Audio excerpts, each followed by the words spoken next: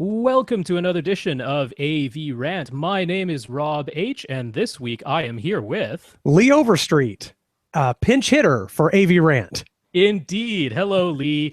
Folks who are regular listeners or viewers of this podcast will notice that Tom Andry, associate editor of Audioholics, is not here. And that is due to unexpected illness. We're very sorry that Tom could not be here, but we are very thankful that Lee manages to step in on extremely short notice once again. It's some kind of world record here. This is the second time that Tom has called me less than 4 hours before the show, and whilst I had a rake in my hand. Right.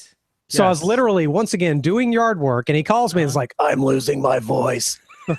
All right. Yeah, it is difficult to do a podcast when you are unable to speak. Yes. But Lee, we know, is able to speak very well on the microphone, and so we're thankful that he's here. I will use my best radio voice. Hooray! Yeah. Anyway, this is AV Rant. This is the show where we answer your questions about all things home theater and audio video. It is a question and answer show, and you get in touch with us by coming to avrant.com. That is the website. You can leave comments there. You may also leave us a donation in the form of a cup of coffee if you wish to do so. And you can also actually mail cups of coffee. No, that wouldn't be the best. That's not what he means. It's a metaphor or a simile or whatever the correct word is for giving us a PayPal donation. Yeah, it's a PayPal donation. Yes. But you can also just send us emails. We can be reached at rob@avrant.com or tom@avrant.com, or even better yet, emailing both of us at the same time so that we don't lose track of emails. You can also reach us on Facebook. That is facebook.com/avrantpodcast. And you can reach us on Twitter. I am at First Reflect. That's FIRSTREFLECT. And Tom can be reached at AVRant_Tom. Yes, he does. And I'm even there too. Yeah, he has an underscore. Right. Yeah. I'm there too, at Lee Overtweet. And I've gained a solid 4 or 5 followers from this situation. This has been very cool. Someone sent me a direct message the other day. That was great. I am almost up to the point of having as many followers as people I follow. So that's going to be a magical day. Yeah, it is. As soon as I go past that, I'm like officially a Twitter guy. Oh, I feel good on Instagram. I have like 125 followers and I only follow 102. When it got close to the same number, I actually unfollowed a couple of people, so it put me over the edge. Oh, no, I'm not cheating. I am not unfollowing anybody. But yeah, that's going to be fun.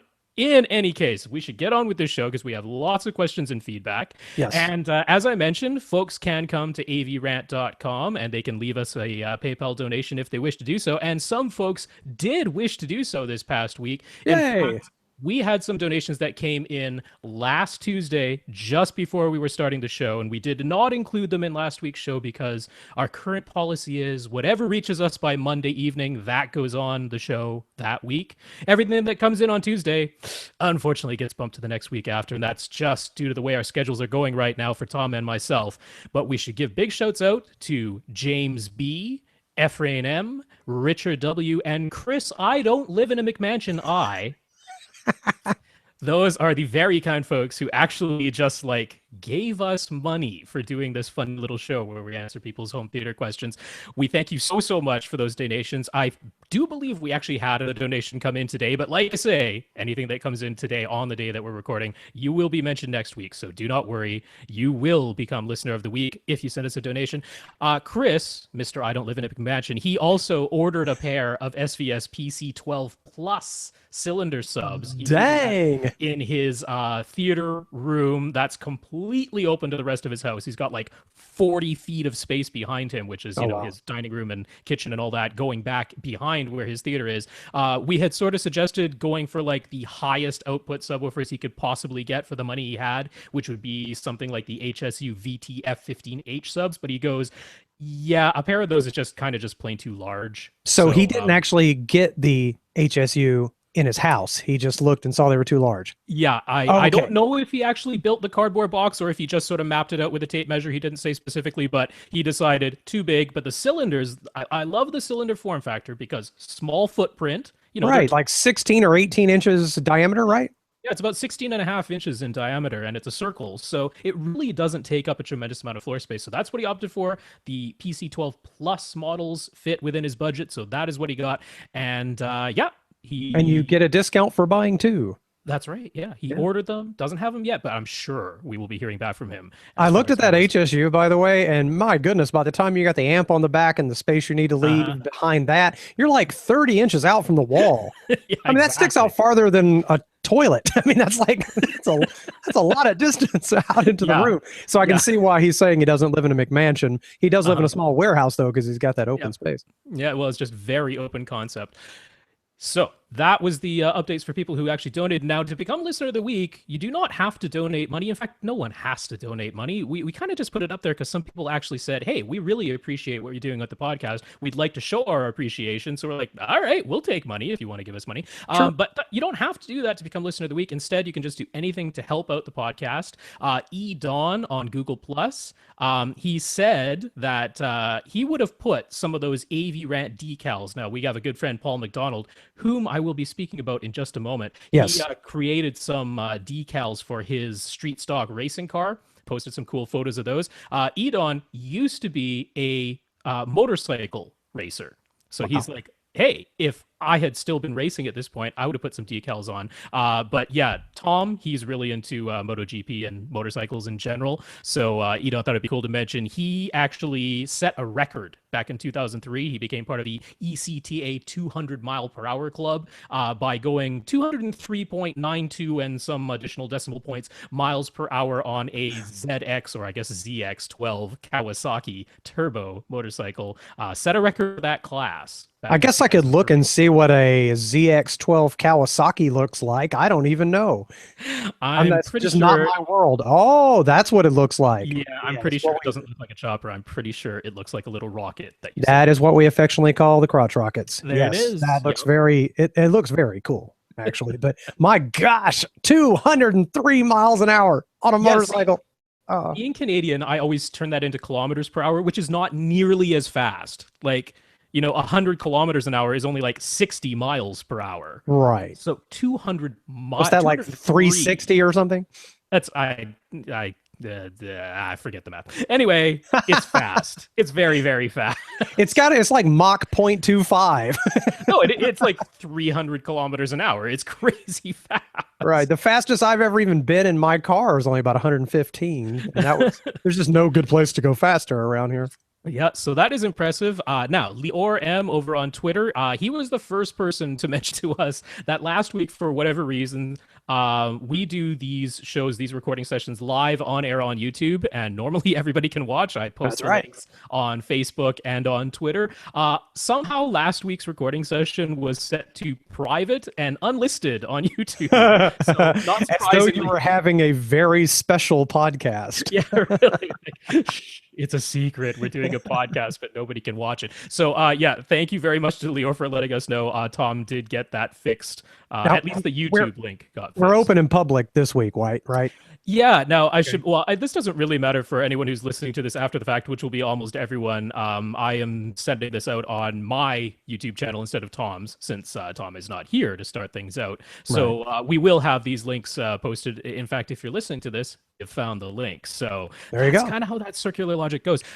Alexander S., he wrote to Philharmonic Audio to order some of their affordable accuracy, which are modified Pioneer speakers, the Andrew Jones Pioneer speakers. Over at Philharmonic, they modify them and sell them as the affordable accuracy Philharmonic speakers. So he ordered some and he let them know that he heard about them on AV Rant. That's another way to become listener of the week. Tell the manufacturers from whom. And I finally went and looked at those. I just heard you guys talk about those Pioneer Andrew Jones speakers over and over again. I had no idea they only had 4-inch woofers. I didn't know that. Yeah. And that feels like you're never going to get sound down past 80 hertz to cross over with your subwell. It just doesn't feel like it, right? But apparently it does. No, it works. And you've spoken well of them, right? Oh, yes. Yeah. For the money, I think it's very difficult to get better sound quality. You can certainly do something, in terms of saying you don't like the looks because they're just plain and black. So, that might be the case. But for the money, Pretty darn Yeah, impressive. they don't look high end. I did Right. see the affordable accuracy modification, and it's a tweeter and a crossover, right? That they change out. That's more or And less it. Yeah, and you're they kind of they add a little bit more stuffing inside of the cabinet, as far as I know, as well. all right, so you're kind of halfway to a kit system anyway. You may as well Yeah. just build your own from Parts Express at that point. Although the cabinet's got a nice little shape to it that would be hard to construct at home. I can tell you, I've opened up those Pioneer speakers, and they aren't the super easiest things to work with in terms of just getting that crossover out of there and putting Mm. in a new one. So for the minimal amount of upcharge that Philharmonic charges to do this modification, I honestly have no idea if they're making any profit whatsoever by doing it. Like, Hmm. if they are, it's maybe 10 They bucks or something like probably that. developed some quick process. They probably set up some machinery that does it. I hope. I hope they do. Anyway, we will mention Alan C. He's been working away on a large home theater build project, and we're keeping in touch as he goes along. He ordered his 126-inch Carrada projection screen, and he talked directly on the phone with their CEO, David Giles. And so Alan told David directly that he heard about Carrada on AV Rant. Now, And was the CEO just answering the phone? How did he do that? a lot of these smaller companies, the founders, the owners of the companies actually do get on the phone Oh, right on. and just talk directly with you. So, that's the way Carrada rolls, and we love them for it. They're That's a great great. company over there. It was funny because Alan was saying David is actually also an SVS subwoofer fan, so they kind of got talking about that, and that coincides with the fact that Alan ordered a pair of SVS PC 2000 cylinders. So he didn't quite get up to the PC 12 pluses, but he got a pair of PC 2000s, and that's going to be Wow. nice. Yeah, So, yeah, yeah. yeah, he let SVS know about hearing about them on AV Rant as well. So that's definitely deserving of being a listener of the week. And he's really, really looking forward to receiving all of his new gear. I don't blame him. I We've also bet. we've also been following his adventures, or perhaps misadventures, in drywall repair. So he was saying that he recently just finished up the baseboard. He goes, after going through that, he'd rather go back to dealing with the drywall repair than doing the prep and painting of baseboards again. So Wow. he, I feel for him. I've done it. Yeah, I've done that. And, So that I hasn't pulled been- up quarter round all around my house and Mhm. never put it back because it's a pain in the butt. It's still not there. So Years later. we're hoping for Alan's sake that it has all been worth it. I do think it will be, because man, he has some nice equipment coming in. Yeah, it's gonna be So- fun. So it is going to be real fun. Now, we have one more listener of the week. This is a very special event. As I already mentioned, Paul McDonald. Yes. Paul is a race car driver. He knows how to sit in a seat for a very long amount of time, as do I, apparently, because Paul and I last week went and saw the Marvel movie marathon that is all 11 of the Marvel Cinematic Universe movies played in the span of about 27 hours and 15 minutes. Wow, man. Yeah. Much respect, or maybe not respect. I can't decide if it's Yeah. respect. I don't know. We're all pretty geeky here, so let's go No, with that's really great. respect. It is. No, it is. It is. I'm just teasing you. No, it was really cool.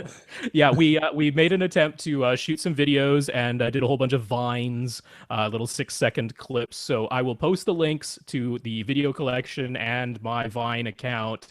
Those are already up on Facebook. You can also find them if you're just hearing this podcast at avrant.com in the show notes. So yeah, come check it out. You can see the scruff growing on our faces as we sit for 27 hours, and as we slowly become less and less able to speak clearly as the delirium sets in. To tell you the truth, I was impressed. I watched most of each of those videos just because I wanted to. I expected to see a greater degeneration from one to the next. I was kind of hoping by the last one you would just be slurring and sounding completely drunk. And I don't know. But no, you guys were on it, man. It sounded like you had a great time. Yeah, we had some fun comments coming in over Twitter and on Facebook as we were going along. Some folks wanted to know just how bad it got with, were there teenagers in there kicking the back of our seats, people being loud or anything like that. I have to say, this was probably one of the most respectful crowds I've ever seen a movie with, because we're all crazy enough people to take a Wednesday and a Thursday, like the entire day, Right. all the way overnight to just see these movies. So it's unlikely you're going to have someone who just did it completely on a whim. That's right. Well, And, the seat kickers are the people who don't take movies seriously. So Yeah. they're not going to be doing that. Yeah, and to mitigate that, I actually bought seats in the very back row anyway, because I was afraid of someone kicking my seat. And I said, there's no way I'm going to put up with that potentially for 27 hours in a row. So we just sat in the very back. That took care of that. The guys Well, you did beside move up us, front at one point, though, right? yeah, because I did need a nap at some point, and I have. So you actually went closer to take a nap. That's Well, great. yeah, I went all the way up to the front of the theater because there's no one up there. There's all the leg room you could possibly want in the very front row. I'm not bothering anybody because there's no That's one right. else sitting way up there. So it was the perfect place to go take a nap. And along those lines, I did post these in the videos, but I took along some earplugs. They are the Etimotic, that's the brand Etimotic, and they're called the Eti Plugs. And what's very special about them is that they evenly attenuate the sound by about 20 decibels across all frequencies, but they don't do that. Like, you know, those orange foamy earplugs? I How you used put, them just a little while ago when I was doing yard work. I was mowing. I protect my happy little ears every time I mow or use a leaf blower. yeah, And so I know what you're talking about. yeah. So you put those in, and it's hard to hear what people are saying, right? Well, the Etimotic Eti plugs are not like that. You can very clearly hear what people are saying because they just evenly attenuate everything. They don't block the sound so much as they just quiet everything down. So Look at they that. are. I could have used those this week. Mhm. I could have. I went with my father to a Chicago concert. I Yeah, did. yeah, And exactly. it was part of an insurance conference. Hmm. Am I awesome or what? No, That's a for good any- son. That is a good son. I went to an insurance conference with my dad, and then we went to a Chicago concert. But by golly, those old fellas could rock it. That was a great concert, but it was turned up just loud, just past Yeah. that point where everything starts distorting in your head. Mhm. And if I put my fingers in my ears, it sounded better. I needed Yeah. these real bad. So I'm glad you mentioned those. Yeah, yeah, and you know what? They're not expensive at all. You can grab them off Amazon like $12. So Yeah. it's not like they're asking you for, an exorbitant amount of money. I think I'm getting those. Yeah. Yeah, everyone honestly should. And the thing was, if you go to a movie normally, like a regular 2-hour movie, even at full reference volume, which hopefully your theater is, which is 85 decibels average with short-term peaks up to as high as 105 decibels, Mhm. you will not do any damage to your hearing in that span of time. Right. But I'm looking at this and going, we're going to be in a theater for 27 hours. And according to the OSHA standards, which are like they tell you how long you can be at a certain decibel level before hearing loss potentially starts to set in. Right. And for like 85 decibels, I think it's a long time. It's like 16 or 18 hours or something. But I'm like, I'm exceeding that. Yes. Yes. Yes. There is no way I'm going to allow my hearing to get damaged for 10 movies that I've already seen and then one that I haven't. So I had those earplugs in. I can't exactly say they were the best earplugs to use when you want to take a nap because, like I say, everything still sounds clear. It's Right. just quieter. That's not what they're for. Yeah. Yeah. They're for clarity, but quieter. That's Yeah. perfect. I didn't even know that existed. Yeah. So that was like my favorite thing about your videos. I mean, no offense. The rest of it was interesting too, but I was like, what are these plugs? That's amazing.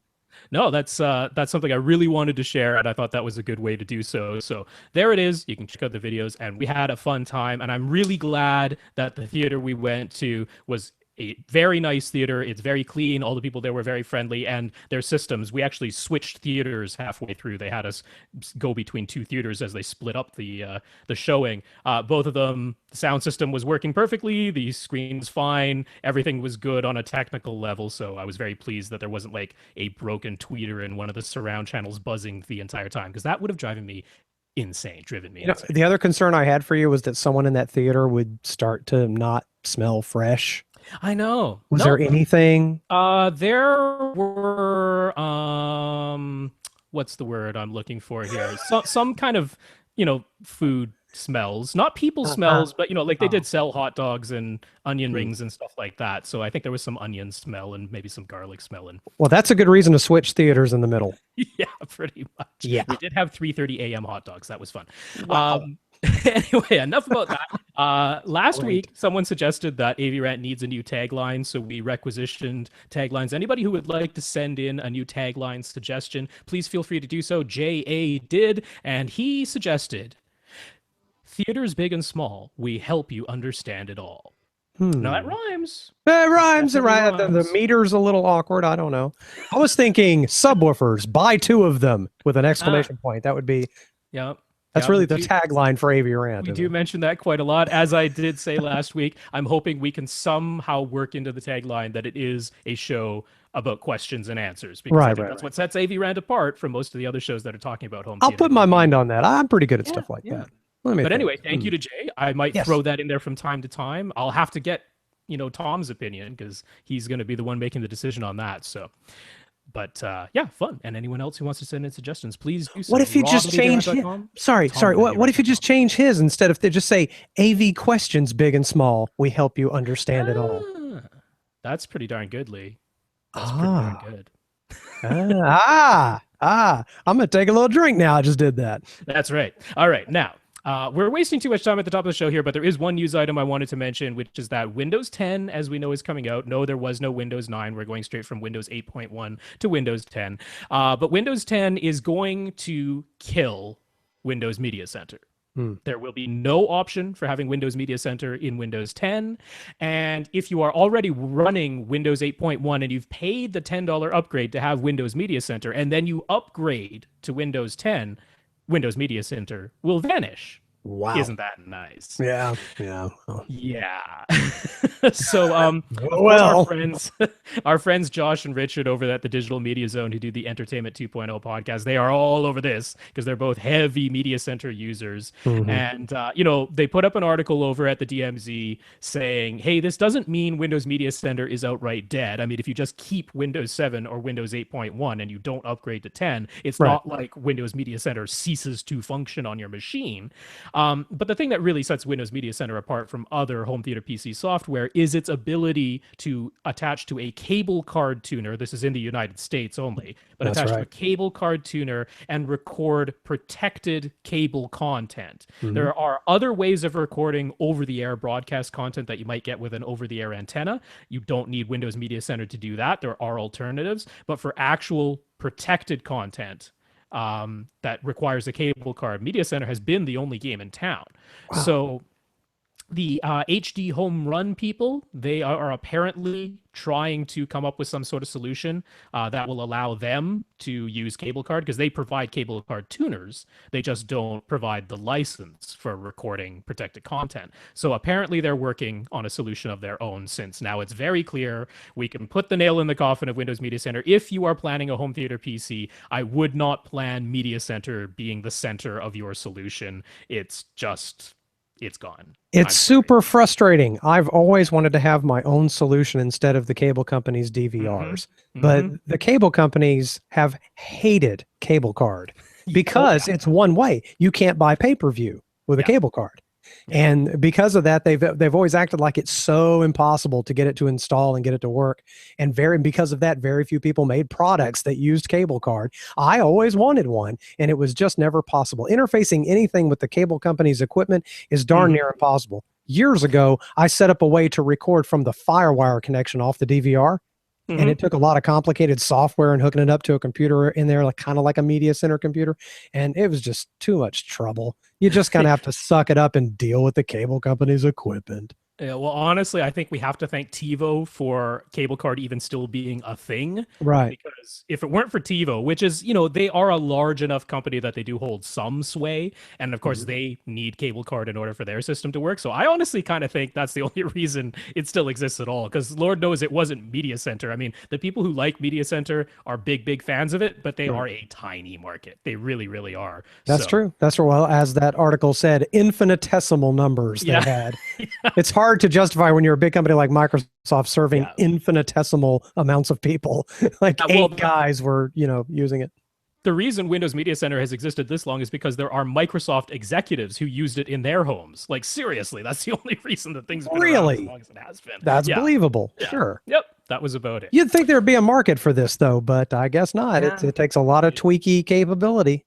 It just never took off. So honestly, look into your J Rivers, look into your Plex, look into your what's now called MB, used to be Media Browser, but it's not MB like the letters MB. They spell it out like EMBEE, MB. So anyway, I thought it was easier when it was Media Browser, but they've changed their name. And of course, what used to be XBMC, which is now Kodi, KODI, which we talked about last week on the show. So those are other solutions if what you want to do is put all of your own media into a nice interface that you can access from your computer over your network, all of those types of things. But they do not do the cable card thing. Right. Some of them will do over the air, so that's still an option. Yes, I'm still using a PS3 with a DLNA server Yep. program called PMS, which is rather hilarious. But it's the PS3 media server, so it's called PMS. Gotcha. But it actually, it works for most everything. And if you have a over-the-air tuner in the same computer that's serving up the DLNA files, you can do that too. But yeah, the cable stuff, they got it finally the way they wanted it. You have There to it pay is.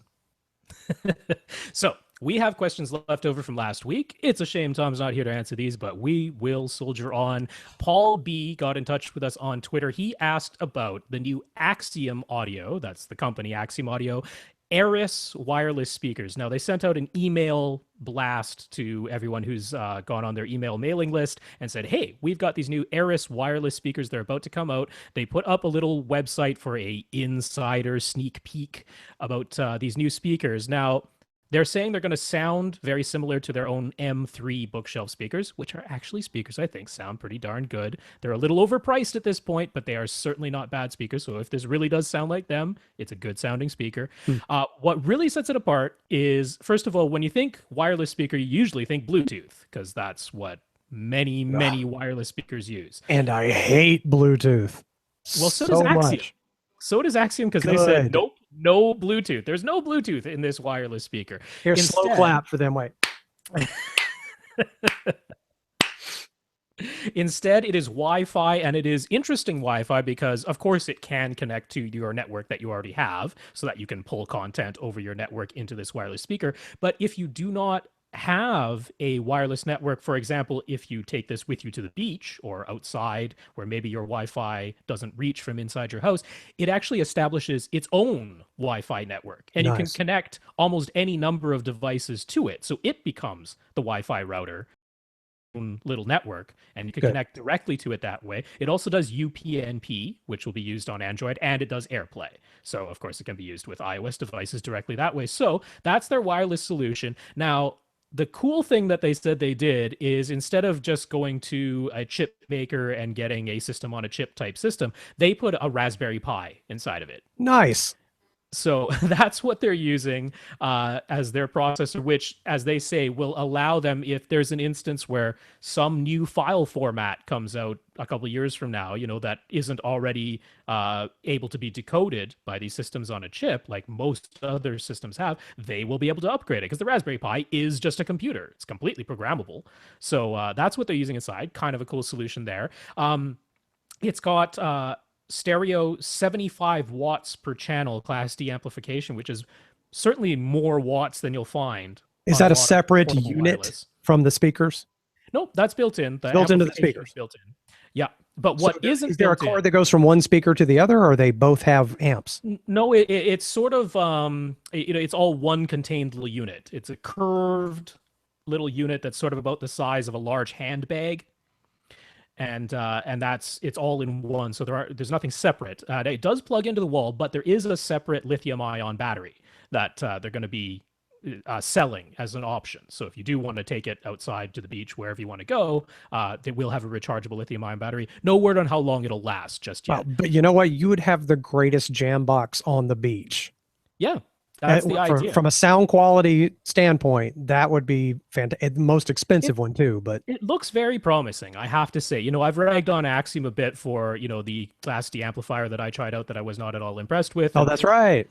Tom and I have both ragged on Axiom somewhat because they've very much kept their speakers the same design for many years at this point, and just continued to increase the price, which normally, when a speaker has been around for as long as their speakers have, the price either starts to come down or they replace it with new models, but they just keep inching the price upward to the point now that we don't really think they compete on a value proposition anymore. And then neither Tom nor myself really believes in the whole philosophy of an omnidirectional speaker that has, the same number of drivers on its back as it does on its front, and making a design like that. But they've done that type of thing too. So, we're not like all gung ho about Axiom in general, but they still do have some products here and there in their lineup that I think are really good. Yeah, Like I the like what Red they're Duo shooting for speakers. there. I like each element of that. The Raspberry Pi Yeah. thing, its own Yep. Wi-Fi network, the lithium ion battery. That's all the right direction. And no Bluetooth.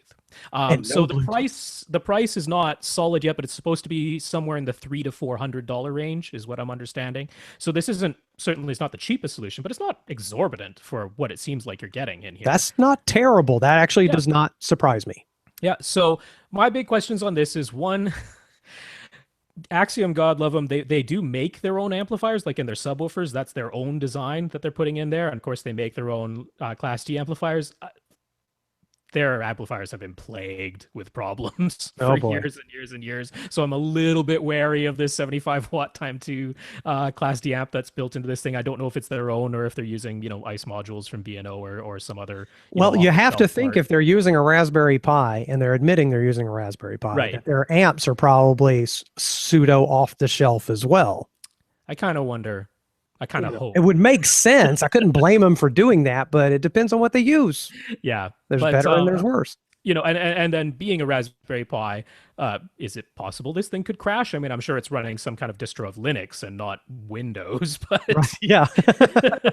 but you do wonder a little bit about a programmable system as opposed to a system on a chip, which is pretty darn rock solid. That's why we tend to use systems on chips. But anyway, it's not out yet. Paul sort of wanted to know what we thought of it, but I think we've encapsulated our Yeah. thoughts That's what in I the think of it. description. Yeah. So yeah, I think it'll be an interesting one. I think it'll be worth checking out. Certainly, I'll be looking for reviews before I race out to buy it. But Exactly. it's good to know about.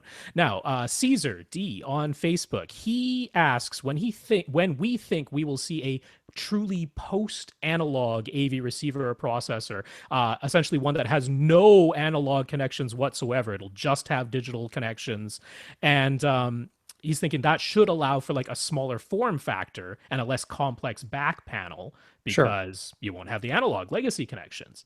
So I know what Tom would say on this, which is that Denon is almost doing that already. Right. Like they have really pared down, at least on their lower price class AV receivers, really pared down on the analog connections and just thrown a whole bunch of on the back and pretty much gone with that. So I don't know if we'll ever see one that genuinely has no analog whatsoever. Yeah, I don't think so because there's too many things like phones and such that you might want to plug something in, right? I don't think you'll ever see one that has somebody might, right? I mean, Yeah, I could see we'll have like one.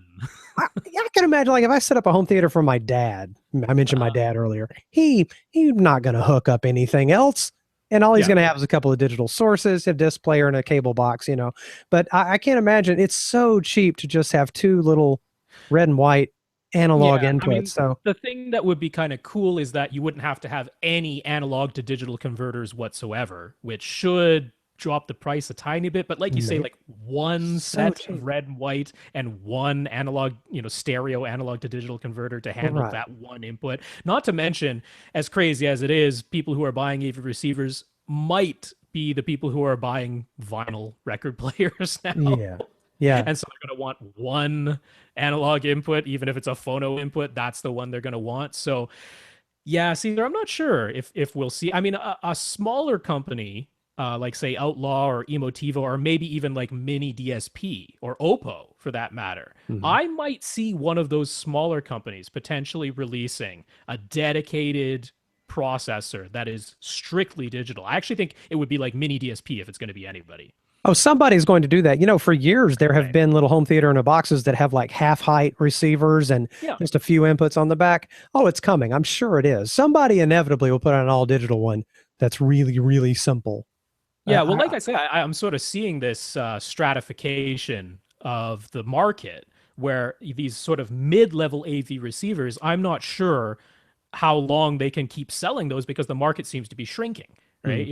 The people who are interested in full-featured AV receivers are going more towards higher end, give me all the features you possibly can. And then the people who are below that level are sort of like, well, a sound bar is good enough, or Right. a Right. 5.1 wireless system from Sonos or something like that, which is slicker and more convenient. So I could see for the niche crowd who wants something very specific, and that's why I think it'd be a company like Mini DSP who might do this. You could have this very specific targeted, they know it's a small market, but they're just making it for that crowd. And, they might be the only game in town for all we know. But Caesar, he has decided to buy an Emotiva XMC1. The price on that, I believe, right now is still at $19.99, but that price is going up. Emotiva has said they've given lots of warning that they are doing a price increase on their XMC1. That is their current flagship processor. It's a 7.1 processor, and what sets it apart, it has Dirac room correction, which is really not found at that price I'm point. confused as to why they would announce they're going to raise the price. That's a strange, you don't see that with a lot of other products. If the product's been around, why does the price go up? You'd think it would come down because then they'd have a new one that would be better and would cost more. That's a strange thing. Yeah, well, Emotiva's track record with releasing processors is a strange thing. I see. This is the one that was delayed for literally, I'm not exaggerating at all here, 3 years or so. Wow. I don't want to say the exact number, but it was about 3 years from when they first said, hey, you can buy this thing, to when people actually started receiving it. And towards the latter part of the stages of development, they were saying, hey, we're going to be the lowest price processor that has Dirac room correction built into it. They touted that. That was like a key selling feature. People got their Emotiva XMC1s and it didn't have Dirac in it. It was going to be a future upgrade. And then they were saying, oh, it's going to come out September 2014. September came and went. October came and went. November came and went. It wasn't until almost Christmas that people finally got Dirac as an upgrade. And then they had to send out the microphone kits and stuff like that, which had some delays associated with it. So it was like, there's been delays on delays on delays on this thing. And they've essentially said all along what the price was going to be, but they basically built a processor that costs a lot more than what they thought it was going to cost. Okay. All right. So what they're basically doing is, hey, for all the people we promised we would sell this thing at this price, they've done so for a certain amount of time, but now they're like, well, now it's time to charge what. So it's an introductory deal. Pretty much. That's how they should say it, right? Yeah. Okay. Yeah. Yeah. It's weird to say, here's our regular product, and next year going to be more for some reason. That you just don't hear that a lot. I mean, if they just had a XMC2 and it was more, that would make sense. Well, I mean, hey, if they're going to do immersive audio, there's going to need to be, because this thing tops out at 7.1. So Caesar, he's getting it. His mind's made up, so that's fine. But he's basically been looking at alternatives while he was, researching process, and he's like, everything is getting more expensive. We used to have Onkyo Pre-Pros. They still do, but it's a flagship and it's expensive. We used to have Yamaha. We used to have Denon, who hasn't released a dedicated processor, not an AV receiver, in a long time. Rant's, theirs have gone up in price. So he's going, our processors in general, ones that aren't AV receivers, are they just sort of on their way out, or where's the affordable options that are under $2,000? He's just kind of wondering where they're going. Outlaw Audio, a number of years ago, they announced they were going to make one, and then it died. The whole project to make it died because they were trying to get it manufactured in a plant that also manufactures for another company, and it's never been said outright what that other company was, but basically they were a much larger company who said, yeah, we're going to cut our ties with this manufacturing plant if you build this thing for Outlaw at this price. So pick, do you want us, the gigantic company, or do you want these little guys? And they said, oh, well, we'll stick with you, big company. Yay, capitalism. It doesn't work like you think. Pretty much. So he's like, what other options are there other than Emotiva that are out there for, audiophiles who want a dedicated processor, one with XLR outputs, balanced outputs? What's out there? Yeah, I don't know if you've been keeping up on it, Lee. I do not shop in this world. I love the idea of a pre-pro and an amp separate. I love the idea of that way you could sort of pick the amplifier strength and size you want, and the number of amps, and you could pick the kind of, but the problem is, and the reason I've just never gotten into this world, is that the pre-pros just lack the features of the receivers. And the receivers give me virtually everything I want. And that little tiny bit of extra sound quality that I could probably get And maybe it's not so tiny. It's a little bit questionable. Maybe it's obvious, maybe it's not, but it's like it just you cannot justify going through the trouble and the money. And the space. These things get big. Takes up more space. So it'll never go away completely. There's always going to be people that want to do this, but it's always going to be your like you just said, it's either going to be the flagship model of the big brands, or it's going to be some unusual brand names, some out of the ordinary brand names doing it. And that's so frustrating to me. I'd love Yamaha to have, pick your amplifier and pick your pre-pro, and so just doesn't happen. They put it all in one box.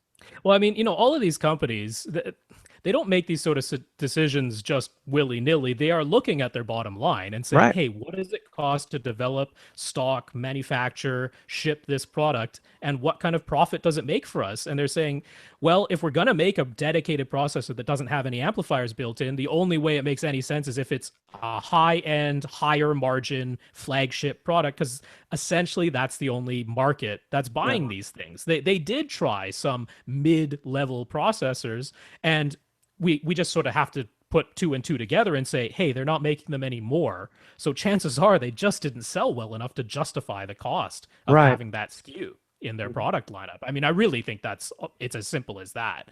Because we're seeing these like $20,000, $30,000, $50,000 processors. And obviously that's for the elite, richer crowd, but the people who are hiring a custom installer who's charging them tens or even hundreds of thousands of dollars to install a system, that's what they're selling them. So okay. I've met those people. You're selling run with those people, so you're selling hardly any of them, but you're selling them at a great profit margin. So that's right. That makes sense. And then from there, there's nothing in between. Like, the highest end Rants that's out right now, the AV8802, is like a $4,000 processor at its full retail price. And from $4,000 to $20,000, there's essentially nothing in between.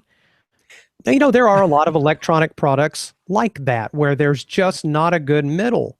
I've noticed that with I'm trying to find a good video capture device for my computer so I can sample in all the video and there's nothing in the middle. There's little dongles that are $30. There's expensive $1,500, $2,000 systems for professionals, and then there's like 2 companies that make doohickeys in the middle.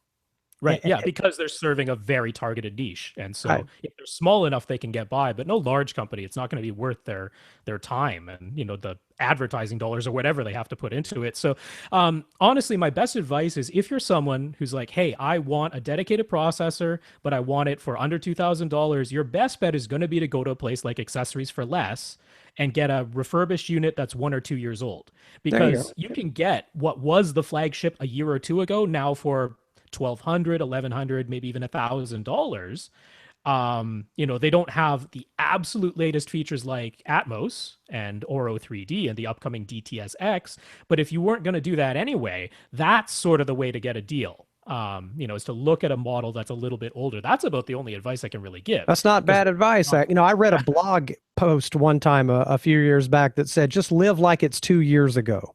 Right. Yeah. For all your gadgets and electronics and entertainment needs, live like it's 2 years ago and save 75% on everything.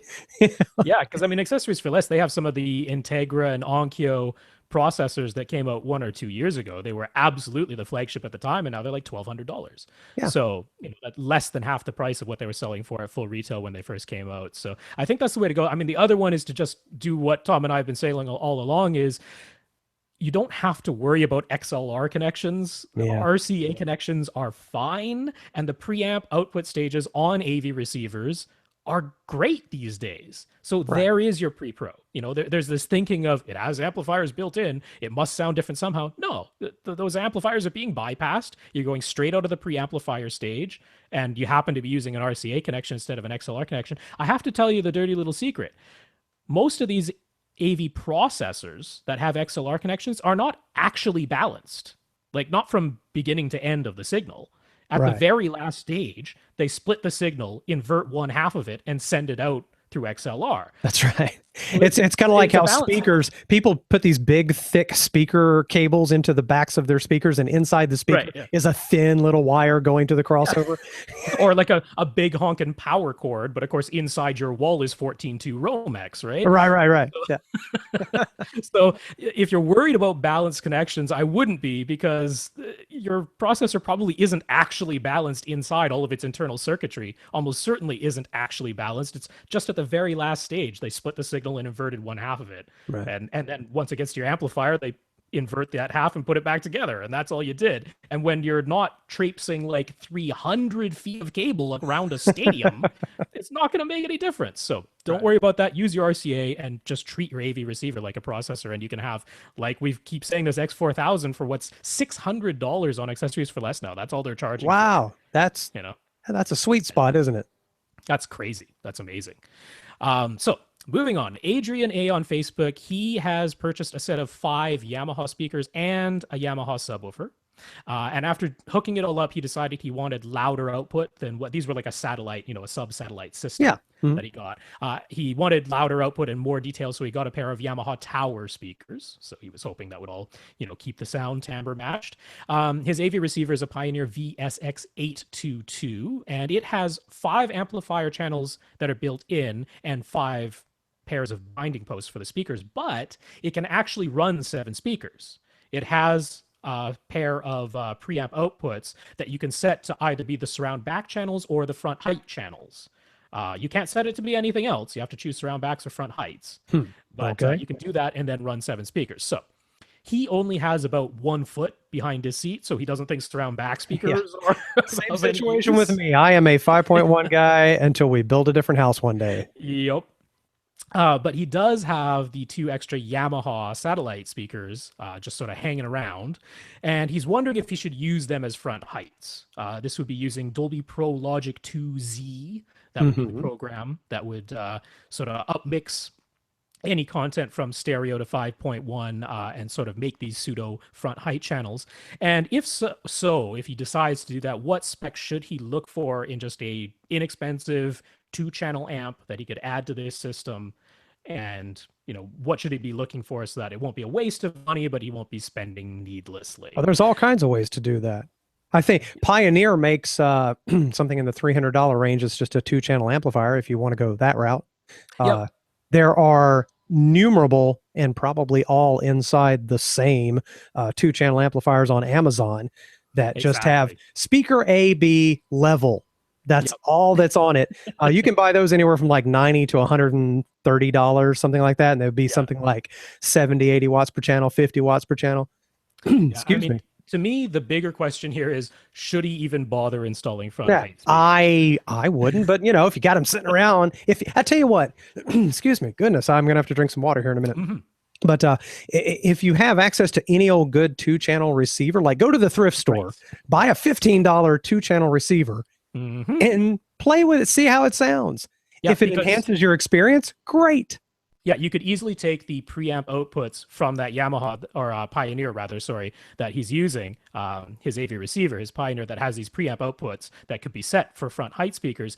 He can take those and he could just run them into an AV receiver as a stereo input, put that other second AV receiver or integrated amplifier, just use it as a dumb amplifier. It's not doing any processing, it's just acting as an amplifier. So he might already have something like that lying around. If you don't, then yeah, I agree. Just basically, I wouldn't even bother going to like Emotiva and getting one of their least expensive 2-channel amps. That's overkill for height speakers. I gotta tell you, height speakers, like using Dolby Pro Logic 2Z, we're not talking about Atmos or DTS-X here. We're talking about Dolby Pro Logic 2Z. I have not been impressed by that. I don't even really think it's worth doing. Like, I'm going to give you my honest opinion. I don't even really think it's worth doing. Right. I wouldn't bother unless everything was just sitting around the house. Exactly. Yeah. If you already have a 2-channel amp lying around and you have an extra pair of speakers, by all means, give it a try and see if you like it. But I wouldn't go out looking to spend any amount of money to add them, because I just don't think they enhance the experience enough to be worth spending any amount of money on this. So I agree with you. Yeah. If you're curious about it, I'd be like, check some pawn shops, check some garage sales. Like, don't Yes. even like if you're spending $25 to get a 2-channel amp, great, go for it. Yeah. But I just really don't think this is something you should chase after because the experience of it just isn't anything. I know in my local thrift store, $25 on any day will buy you at least some sort of stereo amp from the 80s Right, or 90s, right, exactly, and that would be fun to try. that would be fine for this purpose. And then if you didn't like it, take the receiver, the two remaining speakers, and put them out in the garage or in Yep, somebody else's room. Yeah, have fun. exactly. Yep.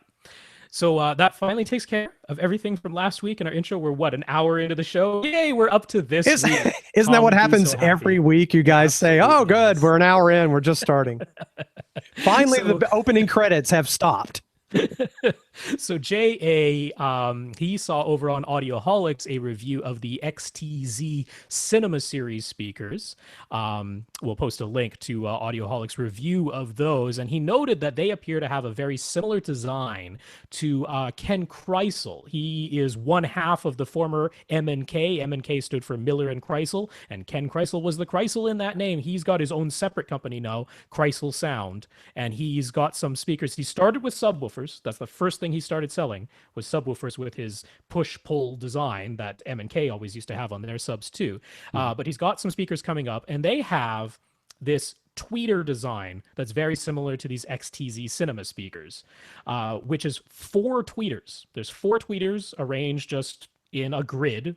Just right next to each other, all packed together. They're each square, and they make a big square when you put all 4 together. That's exactly right. And so, that's an obvious, at least visual commonality between these two. So Jay's kind of wondering, like, first of all, what's our thoughts on this design? Does this 4-pack of tweeters make any sense at all? And then how do we think these XTZ speakers and these Kreisel speakers are going to match up? Like, are they actually sharing parts, or did they just both stumble upon this design independently? Like, what's going on here? I would bet money that those are the same tweeters, because there's only so many Chinese factories. And when they look that similar and they're the same size, same shape, it walks like a duck and quacks like a duck, I bet you that's the same tweeters doing exactly the same thing. It was mentioned that the XTZ Cinema speakers, that 4-pack of tweeters is, they don't manufacture that. They buy that from a third party. So I do not know this for sure.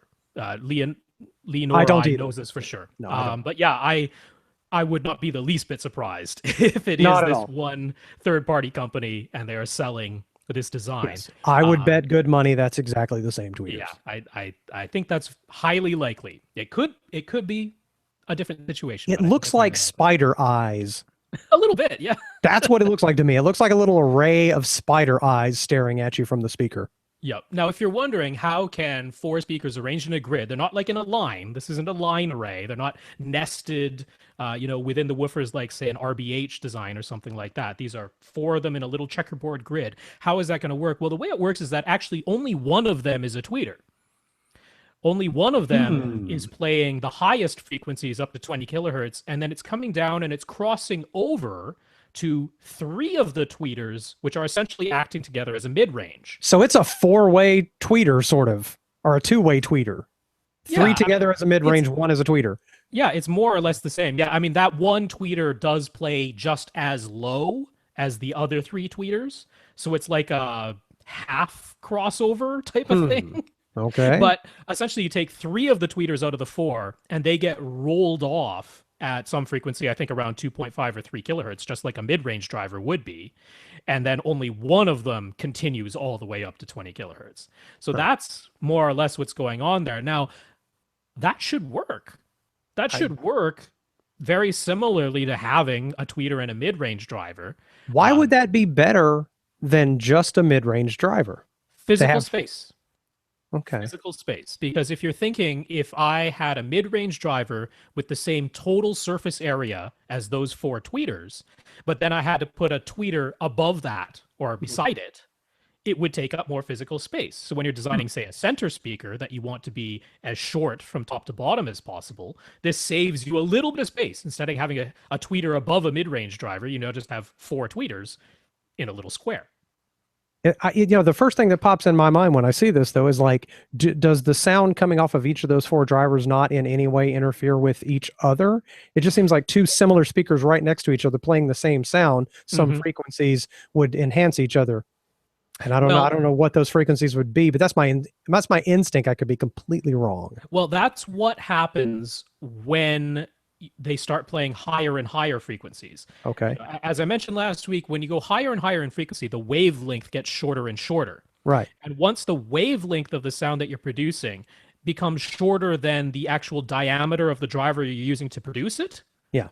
then you get a whole bunch of nasty sound wave interference that you do not want. So is that why they're rolling off three of them? That's why they're rolling off three There of you them. go. That's Okay. exactly it. Now, as long as the wavelength you're producing is longer than the total diameter, like for example, when you have a traditional mid-range driver and a tweeter Hmm. playing together at the crossover frequency, which is often 2 kilohertz, 2.5 kilohertz, something like that, Sure. both of those drivers are playing.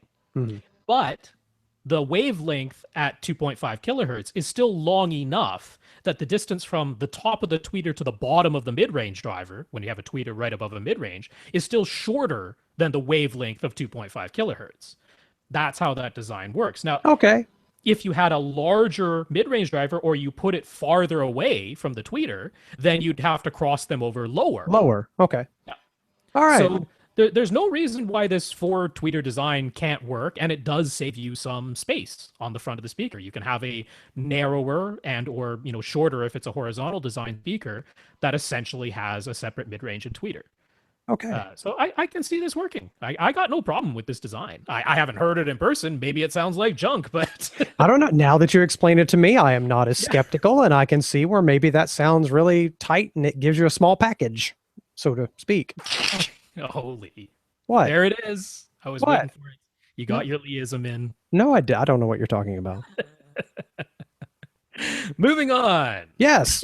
Fred R. Fred R. got in touch with our very good friend Herb over at Cross Spectrum Labs. We've mentioned Cross Spectrum Labs several times. What Herb does over there is he purchases measurement microphones. These are ones like the Mini DSP U Mic 1 or the Dayton Audio, what is it, UMM1? I think that's the one that they sell. I think that's the model number. If you want to hear me go tickety tickety tick on a keyboard, I can figure that out for you. But In any case, he gets measurement microphones, something you'd use with a program like Room EQ Wizard, or yeah. we just mentioned XTZ. XTZ also sells a measurement software package that you can put onto your computer, although they provide a microphone of their own with that. But the idea is you get measurement microphones so that you can take acoustical measurements of your room or your speakers to look at your frequency response or look at your waterfall charts that show you the decay, how long sounds are ringing within your room, to take all kinds of measurements like that. So Herb buys these and then he calibrates them against a very high-end, professionally calibrated microphone and creates a correction file. Nice. So that if this inexpensive USB style microphone is slightly inaccurate, he can compensate for that. And he provides you that correction file on a USB stick. You load that into your computer, and voila, you have a very, very accurate microphone. So that's Nice. the service that Herb provides. So Fred heard all this. He thought, hey, that sounds neat. He wrote to Herb directly and asked him a bunch of questions about doing measurements, how to set up the microphone, all this stuff. And of course, we know Herb, awesome guy. He got back to Fred, and Fred's like, wow, this guy's awesome. Answered all my questions, went into full detail, really helpful. Of course, Herb knows about AV Rant and AV Rant knows about Herb, so no worries there. But Fred's like, well, I don't want to take up too much of Herb's time. He's one guy running a company. I'll go ask the AV Rant guys the rest of my questions. Well, that's okay because it's interesting to all of us. I would so go down the rabbit hole on this stuff. Uh-huh. This is fascinating to me. That software looks fantastic. Yep. I would lose myself in it, I'm afraid. You and could. My You can wife would go play. insane with all the things I'd be hanging on the wall just to see. Yeah, you can. What if I put a play blanket with here? Mm-hmm. So Fred wanted to start by just asking, what's the basic process setting up the hardware? He's getting one of the U Mic ones. This has a USB connection on it. So he's like, is there anything else to do? Do I just plug it in my laptop and go? How do I get all this set up and running? So it is pretty much as simple as, we do recommend Room EQ Wizard because it's free. You go over to Home Theater Shack or just go to roomeqwizard.com. It'll take you directly to the link. You do need to sign up to become a member of the Home Theater Shack forum. That's free. So there's no cost associated to You that. know, I haven't looked. Do they have curves that you can download for typical mics, like well-known? Yes, they are already built into Room EQ Wizard. Oh my, Um, because I have some good Shure SM58s, and I've got this nice Shure microphone I'm speaking into now, the SM7, uh-huh. and it would be really neato if I could use some of these nice mics and not have to It's calibrate. possible. Now, the thing is, for a recording microphone, like what you'd speak into, those are usually a cardioid microphone, which means they are Yes. not omnidirectional. It means Right, they right, right. don't take in sound from behind them or much to the sides. They're meant to block out sounds that isn't your voice going directly into the microphone. That's right. Yeah. Whereas for measuring your room, you want an omnidirectional microphone, which is Right. usually a condenser microphone. So what you're talking about there might not be the best choice for That would taking just be measurements. fun. It would be fun. They most likely don't have correction curves for that type of microphone Okay. because I'll have they're to see looking what I more for have. the omnidirectional ones. Yeah.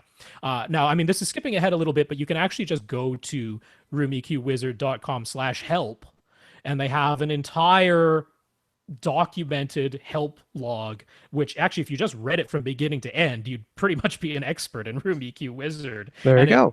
one of the sections in there is about microphone correction curves. So all Fred really needs to worry about here is he's going to plug the UMic 1 USB connection into his laptop. He's going to open up Room EQ Wizard software. Now, you'll have to tell Room EQ Wizard, you have to make sure that it's looking for the correct input device, which will just be labeled UMic 1 from a little drop down menu. So that's quite easy. And then you'll want to load that correction curve that Herb from Cross Spectrum Labs is providing. So that's just plugging in another USB stick and going through the menus in Room EQ Wizard and saying, I have a correction file. Here's where it's located on this USB stick. Once you've uploaded it once, you're done. So is there a level to set when you're doing most types of recording? You want to set the levels right. Now, this is where instead of trying to really explain it in words in an audio podcast, which is the easiest thing to do, instead what I'm going to do is post a couple of links to Perfect. some YouTube videos that are tutorials. The main one is coming from GIK Acoustics, where they go through the whole process of calibrating your input microphone if you are using a separate sound card, which he wouldn't be in this case, but if you were, how to calibrate that too. Hmm. And the thing that's really important to know is all you're looking for is that your microphone is not clipping. Obviously, that would be bad. Right. That your microphone input level is not so low that it isn't above the noise floor, ambient noise flow of your room. Obviously, that would be that bad. But That would be very bad. Yeah. anywhere in between those two is basically fine because what you're looking for when you're using a program like UMiQ Wizard are differences between two sets of measurements. We're not looking for like absolute measurements of exactly how loud is this down to 100th of a decibel or something like that. That doesn't really matter. What we're looking for is a general picture of what are the acoustics like in my room? How is it in this measurement versus I just made a change? How is it now? Right. Right. Right. So as long as your microphone remains consistent, you're fine. You don't have to worry that it's, bang on right down to, some finite amount of decibels. That's not what we're using it for. So Yeah, but you see, I have some OCD issues. I want it to be bang on to the 100th of a decibel. Then you're going to want to buy a very expensive SPL meter because otherwise, what are you calibrating it against, right? I don't know. See, this is why I said I would go down the rabbit hole. I can't. Yes. I can't start down this path. It's too much fun. You do not have to worry about that. It's a comparison thing. Now, the other part of the setup is he asked, like, should he be using a tripod? Where should he be putting the mic? Where should he point the mic? All very reasonable questions. You should absolutely use the tripod. You do not want to be holding this by hand or just resting it on top of something precariously. You want a tripod. The microphones all come with a little clip that can clip onto any tripod or microphone stand. Right. Even inexpensive receivers like the one I bought last year has a screw that fits a tripod, and make sure it's not too light of a tripod. They will vibrate if it's a light, flimsy tripod. True. Yep. So I had a nice photo tripod. I had set it up where the mic was about where my head would be. So like 1 foot of the tripod was stuck between the cushions on the couch. And 2 of the feet of the tripod were on the floor. And that put it right about where my head would be. So I imagine you'd do something very similar here. Yeah, I mean, what I really recommend is go to, I mean, you could get this off of Amazon, but you could also go to a place like Sweetwater or Musician's Friend or one of those sites and get a microphone stand with a boom. One of those stands that has an extendable arm so that you can more easily place the microphone where you want it to be without having to move seats out of the way or something like that. You can have Which the we are both using right now. Exactly. It's a very handy thing. So that I highly recommend getting a stand with a boom. They are not expensive. You can get inexpensive mic stands with booms, and then you'll be connecting it with the microphone clip. Now, you do want the head of the microphone, the actual tip of the microphone that will be taking the measurements. You want that to be at your seated ear level. That's the height that matters. And you want it to be pointing straight up, because this is an omnidirectional microphone. You're taking measurements of the entire room. You're not aiming it straight at any given speaker or something like that. You are pointing it straight up at the ceiling, 90 degrees perpendicular to the floor. That's where you basically want to set your microphone. Now, the last thing I'll mention is if you only ever put the microphone in one spot, and that is the only place you ever take measurements, you could get yourself in some trouble. Yes. Because there are standing waves in your room. Now, we heard from Lior for the past couple of weeks, he was sitting right in the middle of his room and he's like, I got a 50 hertz null. And then he wrote back last week and he's like, I moved 1 foot over on my couch and I didn't have a 50 hertz null. That's so frustrating, though. So that's the problem you might face if you only ever measure at one spot in your room. That's right. Because you'll be seeing that and going, ooh, I better correct that. No. Take a few measurements. Right. Mark off. You want to start in the middle, just like you would when you're running Odyssey or YPower, MCAC, or any of the room correction programs. It's a good idea to start in the middle so that your microphone starts at a position that's equidistant from your front, left, and right speakers and straight ahead of your center speaker. That's a great place to start. Sure. But then move the mic 1.5 to 2 feet to the left, 1.5 to 2 feet to the right, move it a little bit forward, move it a little bit backward, and take measurements I would say at least 5 locations like that. Sure. So that you're getting a better overall picture of, oh, I don't have a huge hump or a huge dip consistently at these given frequencies. Right. It's only in that one spot. And that's I know for a fact with my own ear holes, I can tell there's a huge difference between sitting on my couch upright, and sometimes I like to sort of sit on the floor and lean back against the couch. And boy, the bass is really good down there. Emphasized, yes. The ports are like aimed right at me down there. It's on the bottom of the speaker on the tower speakers. So, so what I would really recommend here is that in Room EQ Wizard, or pretty much any measurement software you might choose, you can label your measurements. Please label your measurements. And not only that, what I would suggest is set up 5 different files. Have one file for each measurement position, or you can use more than that or fewer. It's up to you. But have a separate file for each measurement position so that you're always comparing that position to itself. Because we're not worried, for example, what Fred really wants to do is he doesn't have any acoustic treatment in his room right now, but he would like to add some. But if he's going to add some, he wants to see what the heck they're doing. Exactly. What a nice way to do it. Yeah. So we're not worried that you took a measurement in one spot, then you added some acoustic panels, then you moved the microphone and took a second measurement. That doesn't really tell you much. That is not experimental science. That's right. One variable at a time, right? That's right. So you can have multiple measurements within a file so that you can compare them all on screen, but you want to make sure that you're comparing one location to itself. But you don't want to use just one location. So have separate files. That's the advice I would give there. So as I mentioned, he's looking for acoustic treatments, and he wants to see what effect they're going to have. And he sort of wanted us to talk him through the process of taking these measurements. Like, he's like, do I start with a measurement, then I add some treatments, then I measure again, then I compare the results? But if I'm doing that, what am I looking for? Like, what is better? You're looking for peaks and valleys, right? I mean, you'd love to have a nice flat graph showing your frequency response primarily. Yes. Now, there are a couple of things, because there's the frequency response and there are the decay times. Right. The waterfall graphs you talk about. Yes. Yeah. Yeah. And actually, in Room EQ Wizard, it's just labeled waterfall. So when we say waterfall graph, you're not looking for any other name. It is waterfall. And it looks basically like mountains. It looks like a sketch of 3-dimensional mountains. Yes. And at the very top of that sort of mountain range, if you just look at the graph and you go to the very top of it, that is your frequency response. And then you will see what looks like coming forward in a 3-dimensional plane, those mountains sort of dropping down and down and down and down. gradually. And what that's showing you is the decay. It shows you that those sounds are getting quieter and quieter over time. So that's And your reverb. That's where those frequencies are bouncing around. Okay. yep, that's where they're reflecting around the room and coming back. And what you'll notice when you look at that waterfall graph is the mountains aren't all uniform. No. Some of them go on for quite a while, some of them drop off almost immediately. What we're trying to achieve, because if all you look at is frequency response, you can get yourself in trouble. Because, like I said, in one spot, the frequency response might not look flat, but then you move the microphone 2 feet over and it looks different. So, trying to achieve completely flat frequency response, particularly at every microphone measuring location, that's basically impossible. Oh, it's not going to happen. No. It's just not.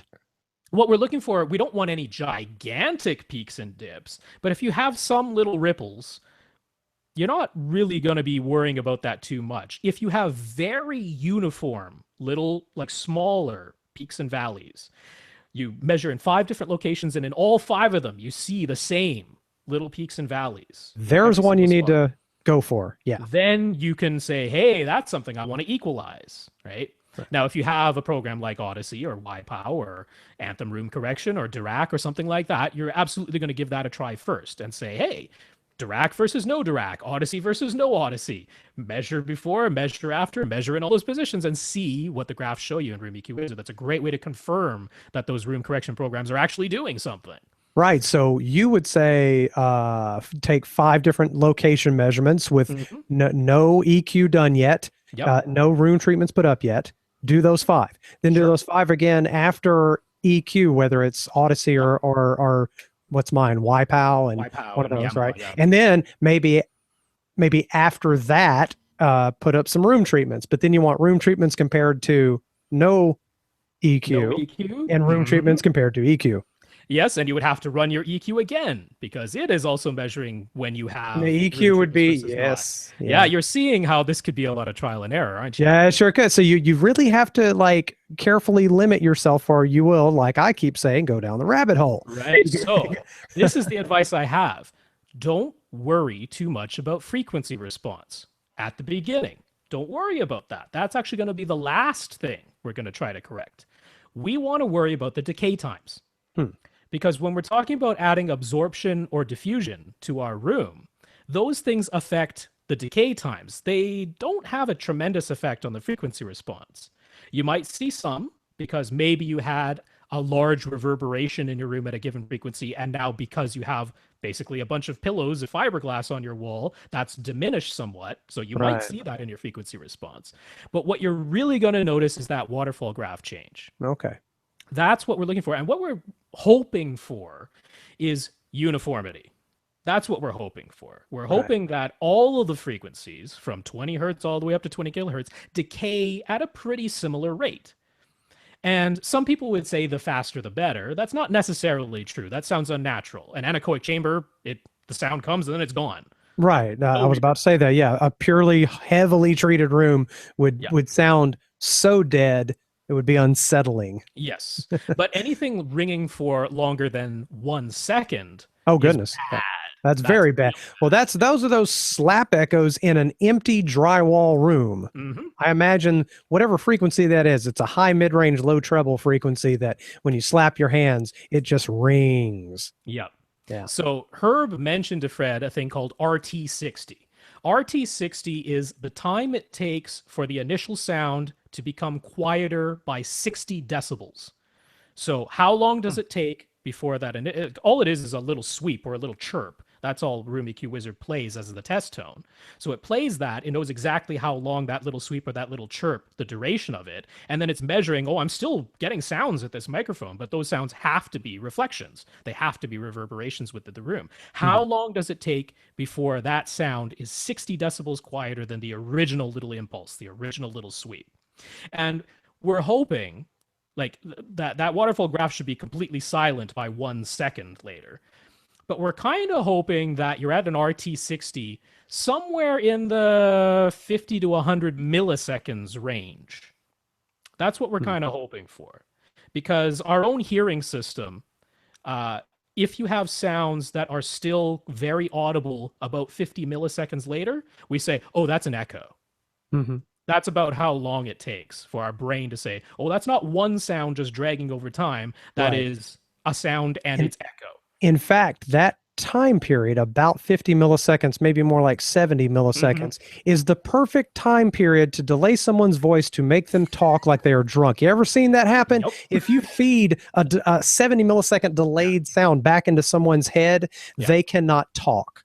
Yeah. Because it's that instantaneous echo that you're like, what is going on And with people my will talk voice? yeah, it's hilarious. They'll talk slow. Yeah, back in the radio days, my Hmm. co-host and I pulled a prank on the baseball broadcasters that Yep. interrupted our show, and we ran their audio from the remote through a delay, Hmm. and they did not know that that was a thing, and so Yep. they just thought we had some sort of voodoo power over them and that they couldn't talk, and they Yep. didn't know why, and it was the funniest thing you've ever heard. But anyway, So, I mean, Fred was saying what he really, really wants is vocal intelligibility. That's something, I don't know if he's having a right, problem with that in his room right now, but that's something he really, really wants.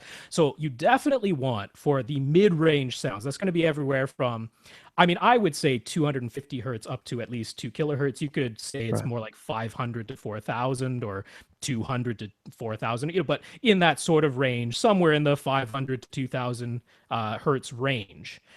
You want those RT60 times. I mean, you could basically say as low as you can get them, but under 50 Yeah. milliseconds. And We're that's the really looking for frequency that. range that drywall just has a field day on. Drywall or wood Yes, it paneling. reflects it Yeah, very much. very much. Yep. Now, you're probably going to notice that in your base, 250 hertz and lower, you can't get your RT60 times down to lower than 50 milliseconds. Right. That is extremely difficult to do. It would mean you have like, 18-inch thick panels that are 10 inches off the wall, right? Like nobody's doing that. So we're not, like I say, we're sort of looking for uniformity, but if you're finding that your base has a longer RT60 time than your mid range, that's okay. That's expected. So there's another video I'm going to post to, which I've posted before, but this is coming from Real Traps, where they do an excellent demonstration of looking at the waterfall graphs and looking at the frequency response graphs and showing you what your absorption and diffusion panels ought to be doing to your room and what those graphs ought to look like. What's an improvement? What is an improvement? That video does a better job than I could do explaining it in words. Wow. But that's what you're looking for. You're looking for uniformity. And after you have your decay times down to a nice range, then you worry a little bit about frequency response. Because there's really no point worrying about the frequency response first. Because if you're trying to use EQ and then putting up acoustic panels, you have to EQ again. So what was the point of that? So in other words, maybe don't do any of your Odyssey stuff or That's YPow or right. anything like that until you've reduced your delay times, your decay times with Yes. your room treatments. Yeah. Yeah. Then do okay. Yeah. Yeah. Your room Okay, well treatments. then that's not as many permutations. That's not so bad. That's right. Yeah. Your room treatments, you're really worried about the time domain more than the frequency domain. That's what they're really affecting for you because EQ can take care of frequencies. EQ can't do a whole lot in the time domain. It can't make your room not reflect sound. Just Right, right. sounds louder or quieter at the beginning. It can't do anything about that. But That's right. passive treatments can. So hopefully that's a half decent explanation of what we're going for in those videos. No, Will hey, if definitely I'm help you here out. talking to you and I kind of understand what you're saying, then you probably did that just right because I ate a lot of pasta and drank plenty of beer before we started this. And that made sense to me. So that's pretty good. Yay! Well, we'll leave it at there for now. I'm certain Fred will have more questions, and we are happy to answer them. So please, I'd love to hear his adventure with this. I yep, would. I think this will be fun. But for now, we'll move on to Bill W. He is building a new dedicated home theater in his new house. I am envious, Bill. I Oh, wish I were I in that know. situation. Mm. He's also going to have a games room just outside of his theater. That's going to have a TV and surround sound of its own in this games room. And all of the equipment for both the theater and the games room are going to be in an equipment closet together. Oh, like in between the rooms or nearby? Yeah, I think it's actually like in the games room. There's a closet in there, I and he's see. going to put all the gear in there, but it's also going to be feeding the theater. Man, how So fun. Bill's set up theaters before. This isn't like, oh, how do I do any of this? That's not what he's looking for. He's got a specific scenario in mind. He's saying the theater he's building, it's a smaller room than the one he had before. So he's like, you know what? When we have people over for the big game, we're probably going to have some people in the theater, some people in the games room, Yep. or people walking back and forth between, whatever. He wants to be able to have the same source playing in both rooms. But possibly have different sources playing in both rooms at the same time, because sometimes he'll be in the theater and his kids are in the games room and they want to be doing different things, but all Right. the equipment's in one closet. So he's like, what's the best way to do this? Because he's saying he's not planning on getting a new AV receiver right now because he's hearing all of this HDCP 2.2 copy protection stuff. He's hearing all of this immersive audio stuff. He is wiring for in-ceiling speakers in case he wants to do immersive audio. But he's like, I'm taking AV Rant's advice. I'm going to wait 6 to 8 months until the new models come out. So right now, he's using his old AV receiver, which only has one HDMI output. It doesn't have multiple HDMI outputs. Sure. So he's like, how do I do this? How do I get my sources to play the same in both rooms or different in different rooms?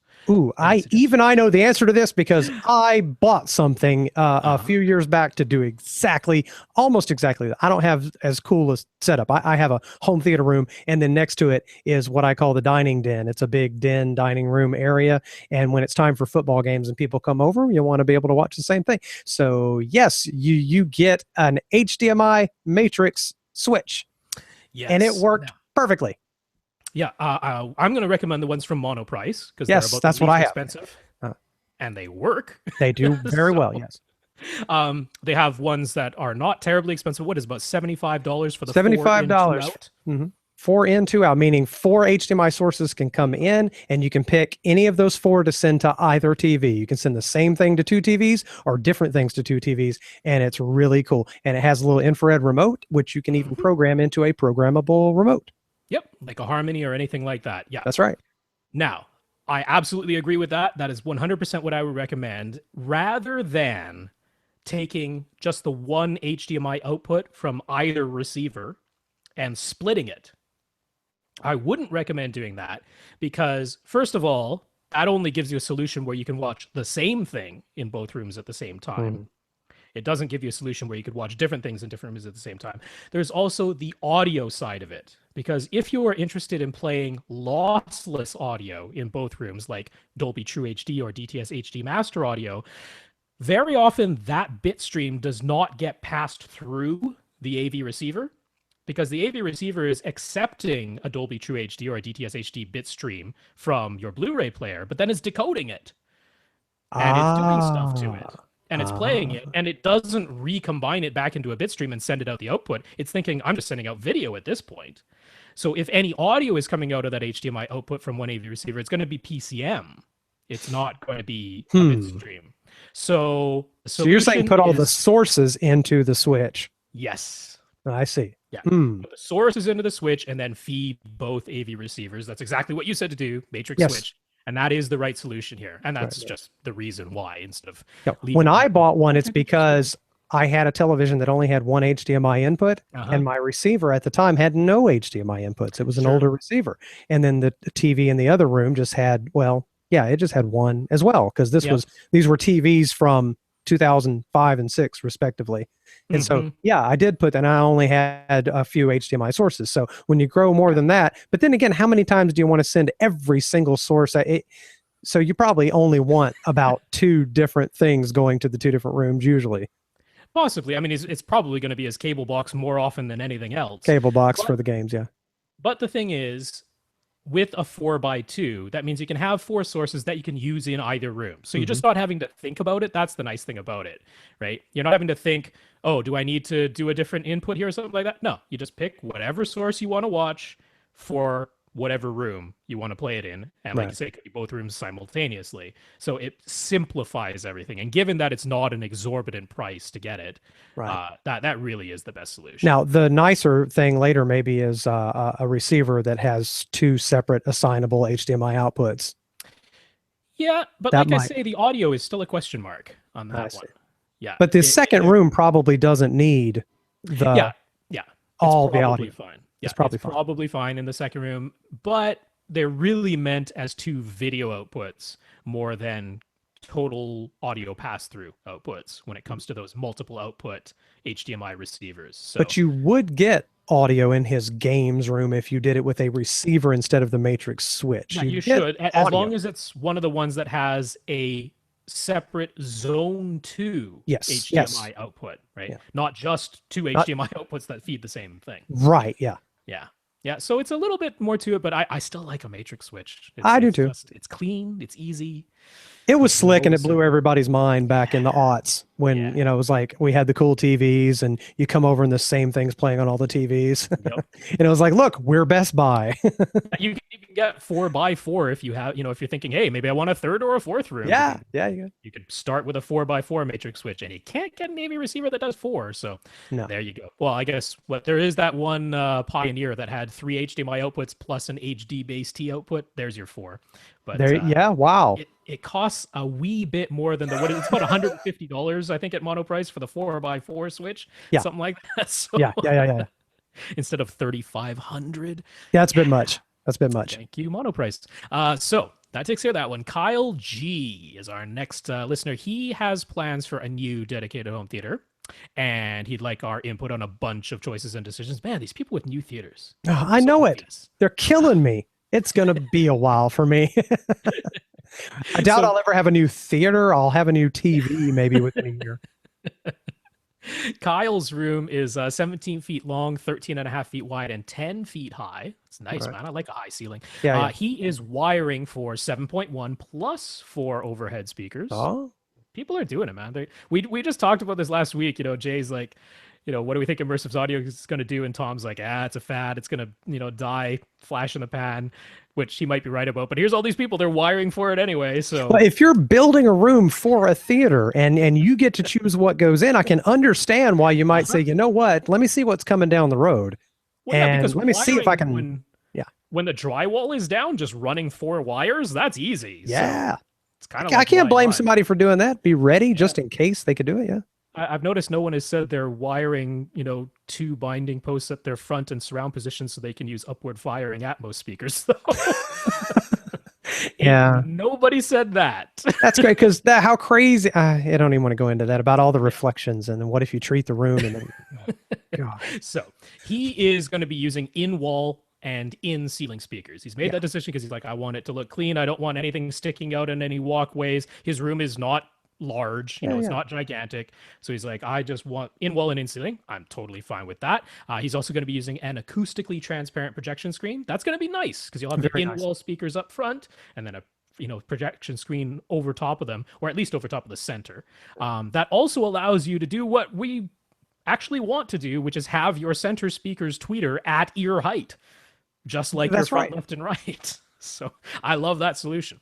So on the room construction itself, concerns, he's not made of money. He's trying to do this inexpensively. So he's not planning extensive soundproofing. He's not going to do double drywall. He's not going to build, partition double stud walls. Not going to be doing sound clips or hat channels or things like that. Sure. It's like, nope, he's going to be putting drywall up on studs. He's going to be putting fiberglass insulation into the bays of the walls. That's certainly something that is well worth doing. But is there anything else that's cheap that he should consider as far as the construction of the room? Now, I don't know that 2 layers of drywall wouldn't actually be that expensive. I don't know if like the regular folks that come to your house to do drywall, I don't know if they would know how to do it in the right way. But if you said put 2 layers of drywall up here, they could. And it wouldn't be that. I mean, you're talking in hundreds of dollars at the most. Yeah, I completely agree with that. And that would create more mass and less sound would transfer out of the room. Considerably more. And if you put 1 layer of the drywall up vertical and the other up horizontally, which is what you're supposed to do when you do 2 layers. Yeah, I am in total agreement there because actually, drywall is relatively inexpensive compared to other construction materials. It's not tremendously expensive. Your drywall guys will be confused. Not really. They don't normally do that though. I guarantee you the folks I've met that do things like drywall, they'd be like, why would you do that?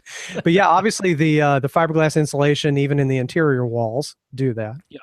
Yeah, now I'm going to be having some links to soundproofingcompany.com, a place I've recommended frequently. Even if you just want to read through their articles to learn about soundproofing, well worthwhile heading over there. Even if you're not going to buy anything from them, that's totally fine. You'll learn a ton just by going to their site and reading their articles. But they do have their green glue, which is a damping material. Now, it sounds as though, Kyle is aware of all these things and just sort of decided against it. And that's fine. I completely understand that. But just in case, he wasn't aware that there is this green glue, which is not tremendously expensive. It's certainly not, nothing. But, and you are willing to put up 2 layers of drywall. That is a tremendous way to soundproof your room. Like Yeah. really, really effective. More effective than putting up, hat channels on the walls and the ceiling. Is having 2 layers of drywall with green glue in between them. Re-explain what a hat channel is. That is where instead of screwing the drywall directly into the stud, you put up this little metal channel, which it kind of shaped like a bowler hat, so they call it a hat channel. Huh. Now, what you're doing is you're screwing in one side of the hat channel to the stud, but then you're screwing the drywall into the raised part of that little channel. Hmm. So instead of the drywall being in direct contact and directly screwing into the stud, you have this flexible piece of metal in between. So it's Okay. a form of decoupling. It's Gotcha. It's decoupling the drywall from the studs, and so that prevents sound from going through. But what green glue is green glue is damping. Okay. That is damping the vibrations from one layer of drywall reaching the second layer of drywall, and it's very effective. So it's literally just a substance you're spreading on between? Yep. It's Okay. sticky. It never hardens. Does it spray on between the layers? No, it's like caulk. You actually use a Okay, caulking squeeze it gun. on. Okay. You just squeeze it on, put it in a zigzag pattern, a couple of tubes per 4x8 sheet of drywall, Sure. and that's it. So anyway, that's the way to really, really soundproof. But if he wants cheap, he's already considered these things. He's like, nope, I'm not going to do that. One thing you do, use thicker drywall, 5/8 instead of 1/2 inch, Sure. because just plain more mass does help, even if it's only one layer. But even if you're not going to do that, the main thing you can do is seal up that room. Right. Because the main way, even if you put up 2 layers of drywall and green glue and you used hat channels, you did all of this stuff. If there's a hole in your wall or a gap, A gap under the door. a gap under the door, a gap at the bottom of your drywall, gaps around your electrical outlets, gaps around your heating vents, gaps around your windows, all of these things. Where there's gaps where the air can move, the air will move. That's right. So I've talked about before, imagine you're filling that room with water. You want it to be watertight. You want it to be airtight. Mm-hmm. So I've mentioned these products before, but again, soundproofing company, they have putty pads. They are putty that you'd put around things like your electrical boxes to seal those up. And they have acoustical sealant, which is, again, it's basically caulk, but it's caulk that never hardens. And you can put that, like you're supposed to have a little gap below your drywall, between the drywall and the floor. That's what your baseboard is covering. You fill in that little gap with the acoustical sealant so that the air can't move there anymore. Or you can just get acoustic caulk from your hardware store. That stuff is the same stuff. It's black, it's thick, it looks kind of like tar. It's not like the coolest looking stuff, but it does the job. So that's the number one thing you can do. Acoustic caulk is cheap, like really cheap. Right on. It's easy to use, and if you seal up that room, you'll be doing a better job of soundproofing than just putting up 2 layers of drywall and not sealing the room. So it's way more important to seal the room. My only concern is that is air return for your air conditioning system in your house. How maybe that's just a whole other topic, but I would worry about that. Yeah, that is tough because obviously that's a fairly large opening in whatever wall it's in. That has a metal acoustically reverberant channel carrying sound to another part of the house. Yeah. Well, in my case, I'm thinking about like if I wanted to seal up my living room where the home theater equipment is, I've got 2 vents that send cool, comfortable air into the room. And the only way the air gets back out to go down the hallway and into the air return is it goes under the doors. And so if I sealed the space under the doors, I'd get no air return and I would heat up and die. Yeah. Yeah, well, in that case, since he has all his walls and his ceiling open, you'd want to be running some kind of ventilation system in the room. Yeah, you're gonna have to take that into account. You do need air exchange. Yeah, yes, you absolutely do need air exchange. You need a way for the air to come in and a way for the air to get back out. So you do need air exchange, and the way that you contend with, particularly like if what you're worried about is the noise from your furnace or your air conditioning unit disrupting your theater experience more so than sound from your theater escaping out to the rest of the house. The trick is to have your regular diameter pipe coming in to the room, but then have it open up wider before it actually vents into the room, because that will slow down the speed of the air, but just as many cubic feet of air will still enter the room. Right.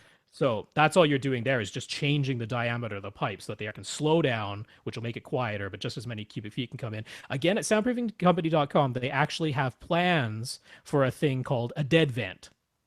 Hmm. And what that's doing, it's using what I just talked about, but it's also using a very, very quiet fan to make sure that the air keeps circulating.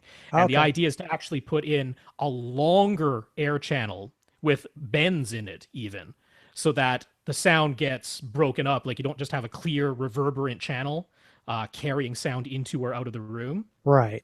And then I Uh, it, suppose the interior of that channel is lined with something that's not quite so yep. reflective. Yeah. Okay. Or you can use some of the damping spray which can go onto any metal, and it There you go. basically just I've heard you mention that before. yep.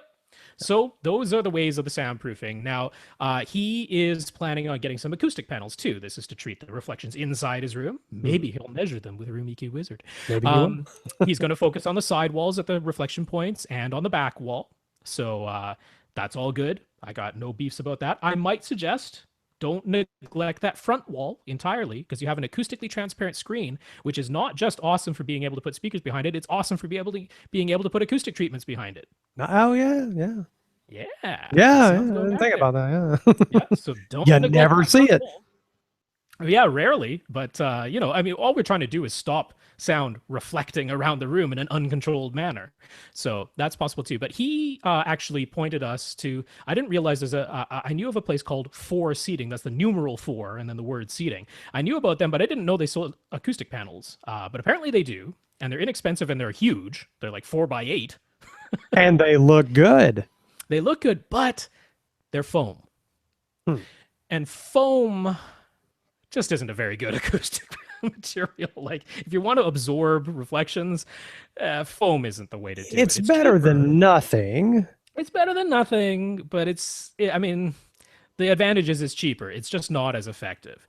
Right. So given that, I have to say to Kyle, have a look at least at Gick Acoustics because their panels are not tremendously expensive and they're substantially more effective, especially at lower frequencies. Right. I mean, foam has a real tough time. It reflects lower frequencies. It doesn't absorb them very well at all.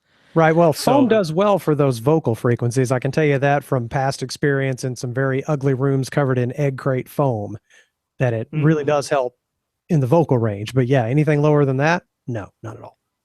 Yeah. So I have to kind of caution him against that. I don't think that's the best choice, even though it is certainly an inexpensive choice, especially for the size.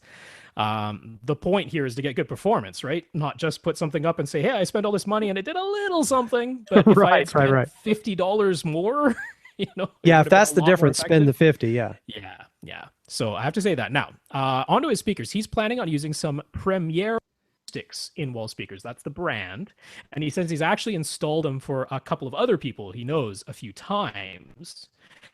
So that's what he's planning on getting. He likes the design of the speakers, which use a tweeter and mid-range stack, which a lot of in-wall speakers don't. And he particularly likes the price. They're about $400 a pair for the larger speakers, and then even less expensive than that for the smaller speakers he'd be using as surrounds or the in-ceilings. Right. So it's really hard for me to suggest anything else that's literally as inexpensive because they are quite inexpensive for in-wall speakers. It's also kind of hard for me to recommend them really highly. At I'm all. sorry. I'm sorry. You do not have to apologize for honest feelings. You say how you feel. Yeah. I mean, this isn't just me. He's saying, he hasn't actually seen a whole bunch of professional reviews about them, and that's absolutely true. But there are quite a few people talking about them on forums and that, and doing comparisons to other in-wall speakers, and they just don't tend to come out terribly favorably for Premier Acoustics. Hmm. People are like, they're cheap, but they struggle at playing loud, which he doesn't really need because it's a smaller room. But they kind of distort sometimes and things like that. So it's a You little bit want of a that not to be true. I know, I know. I really wish that that Denon company that used to be around the super inexpensive speakers, which name is escaping me now. It doesn't really matter because they're not in business anymore. But man, I kind of wish they were still around because they sold some cheap speakers. Now, the other thing is Yeah. for in-wall speakers, I really, really think it's important to have backer boxes, especially when you've asked about soundproofing, Hmm. because having an open back speaker, cutting a hole in your wall, installing that open back speaker, and having that sound coming out the back of that speaker just as much as it's coming out the front, but the back sound is going into the bay of your wall, that is not a recipe for soundproofing. Right. That's a recipe for sound escaping to other rooms and other rooms' noise getting in through the big holes Sure. that you The cut in other your wall. room's wall now becomes a speaker, a Yeah. passive radiator, if you will. So backer boxes, it's as simple as that. You put a Mhm. box behind the speaker so that it is now a sealed speaker inside the wall.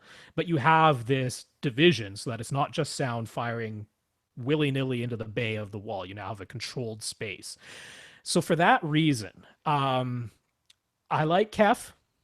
I have to say, I really like Kef's in-ceiling speakers, and their in-wall speakers look a little bit strange because Kef uses a concentric speaker design where the tweeter is embedded right in the middle of the woofer. They look like car stereo speakers.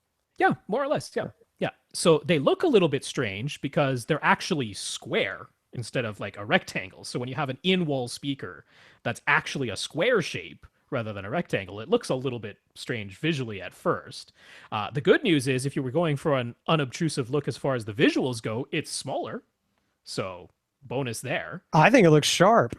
I'm looking at what you're talking about right now. I like it. I think it Yeah. looks great. Now, Of course, if you're trying to hide it behind a screen, you don't see it anyway. So who cares what it looks like? exactly. Yeah, up front. But it you're makes you gonna be behind your feel screen. good. But Kef, first of all, they sell backer boxes, but they also actually have the plans for those backer boxes right on their site, so you can build your own if you don't want to pay them. Oh, As long as you have the same internal volume of air, which is pretty easy because you just follow the dimensions of the backer boxes that they sell. there you go. Pretty darn easy to construct your own just out of some MDF or some plywood. Put some insulation inside of there, hook it up, away you go. Boy, the claimed frequency response goes way high on those Kef speakers, up into the dolphin range. Is that? But I don't know why I need 34 kilohertz unless I want to bother my dog. nevertheless, I do like them. You can get them directly from Kef. You can go to kefdirect.com. So you can get them direct, although you might be able to find lower prices by going to a different retailer. But yeah, I like those as an option. I do also like Paradigm for in-wall speakers. They have some very nice ones that aren't tremendously expensive. And like I say, all of these are more expensive than the Premier Acoustics he was looking at. There's no real way around that. It brings up an interesting question. Has anyone ever tried using car stereo speakers? Because $400 would get you one heck of a pair of car stereo speakers, like 6.5-inch drivers for the woofers, and you would have similar frequency response numbers. I've seen a lot more car stereo speakers than I have in-wall speakers in my life, and they're 4 ohm. They're not, most of them are 4 ohm. So if you bought really good car stereo speakers and had backer boxes, which they sell for car stereo speakers for the same reason, would that work? Because you'd save some money there. And I've seen speakers for $400. You can get a car stereo speakers that people rave about. Yeah. The question is how loud it would play, because they're designed for a car sound. But I mean, super loud in a car, but it's amazing how once you have a larger volume of air and distance. Well, I'm talking about the higher end, almost the competition level car stereo speakers, things that would be because just decent, nice sounding ones are 150. But if you spent $400 on a pair of car stereo speakers, they would sound pretty phenomenal. I think you could fill at least the room of the small size we're talking about. Yep. Yeah. That's not a bad idea at all. I really don't have a problem with that, because I mean, the question is if there's any sort of frequency response curves built in car speakers, contending for the fact that they be in a car. Not usually. Not that I know of. If they're flat frequency response, there's no problem with that, because they're a concentric driver array. Just like I'm just saying, you'd save a lot of money and get really good sound. Because the reason I thought of that is looking at all these round Kef speakers that look just like what I want to put in my wife's car. And I'm thinking, wow, $400 is cheap for in-wall, really expensive for car stereo, and people are raving about them. So just a thought. Yeah, I don't mind that at all. Yeah. I okay. like that. So I did mention Paradigm. One reason is because they also sell backer boxes, and you can also get the dimensions from them instead and build your own.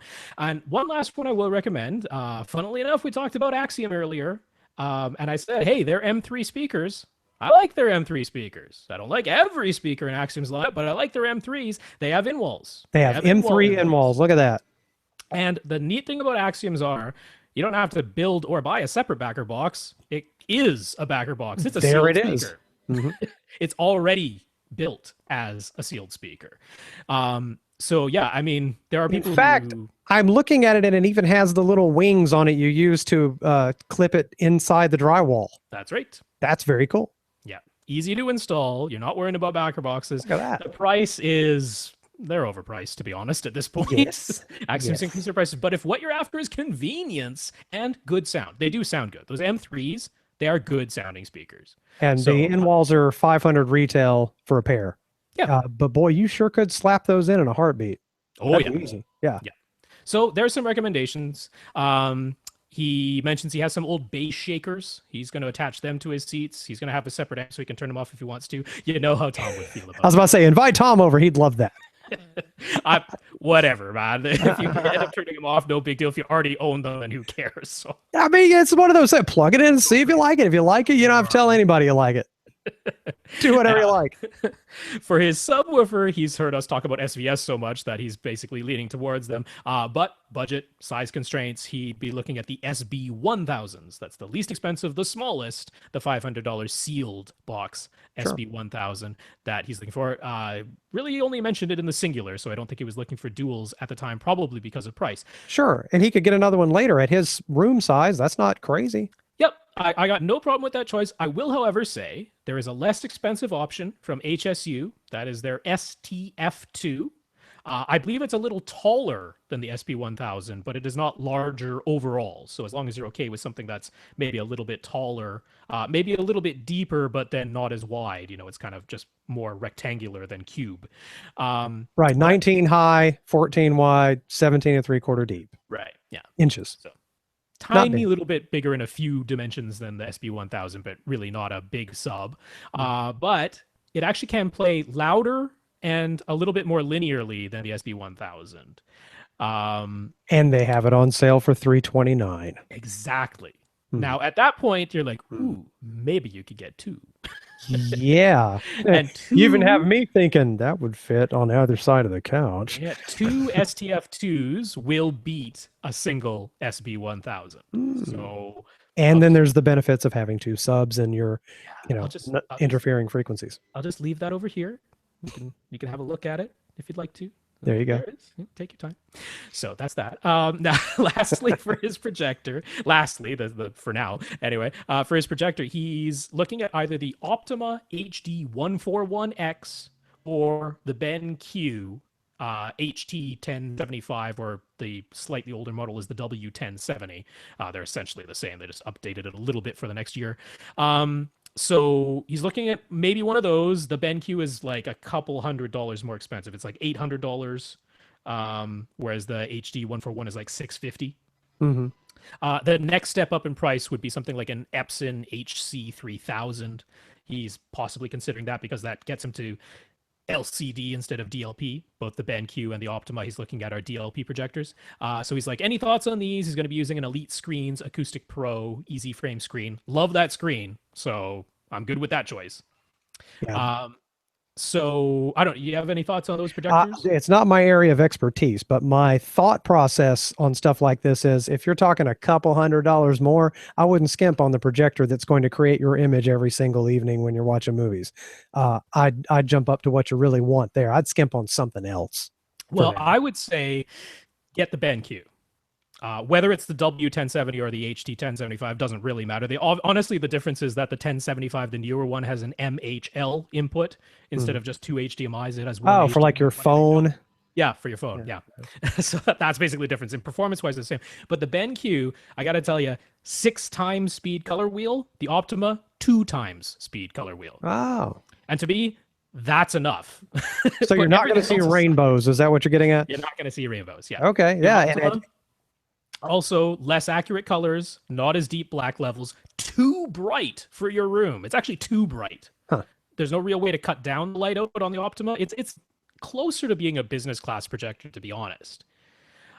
So to me, it's a pretty easy choice to get the BenQ here. Yeah, that BenQ is $800. Yeah, it's nice, man. Like, it's a nice projector. I haven't looked at projectors in a while, and I'm like, wow, $800. I've got a friend of mine needs to hear about that. It even has some lens shift, which is like almost unheard of for a DLP projector. Oh, so not just digital.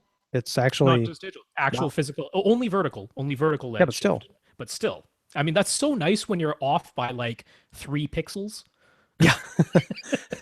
And you're like, oh, guess what? I don't have to tilt it or nudge it or anything. I can just move the lens a little bit. There you go. Isn't that nice? So I think that's an easy, almost no-brainer one to get the BenQ in this situation. So yeah.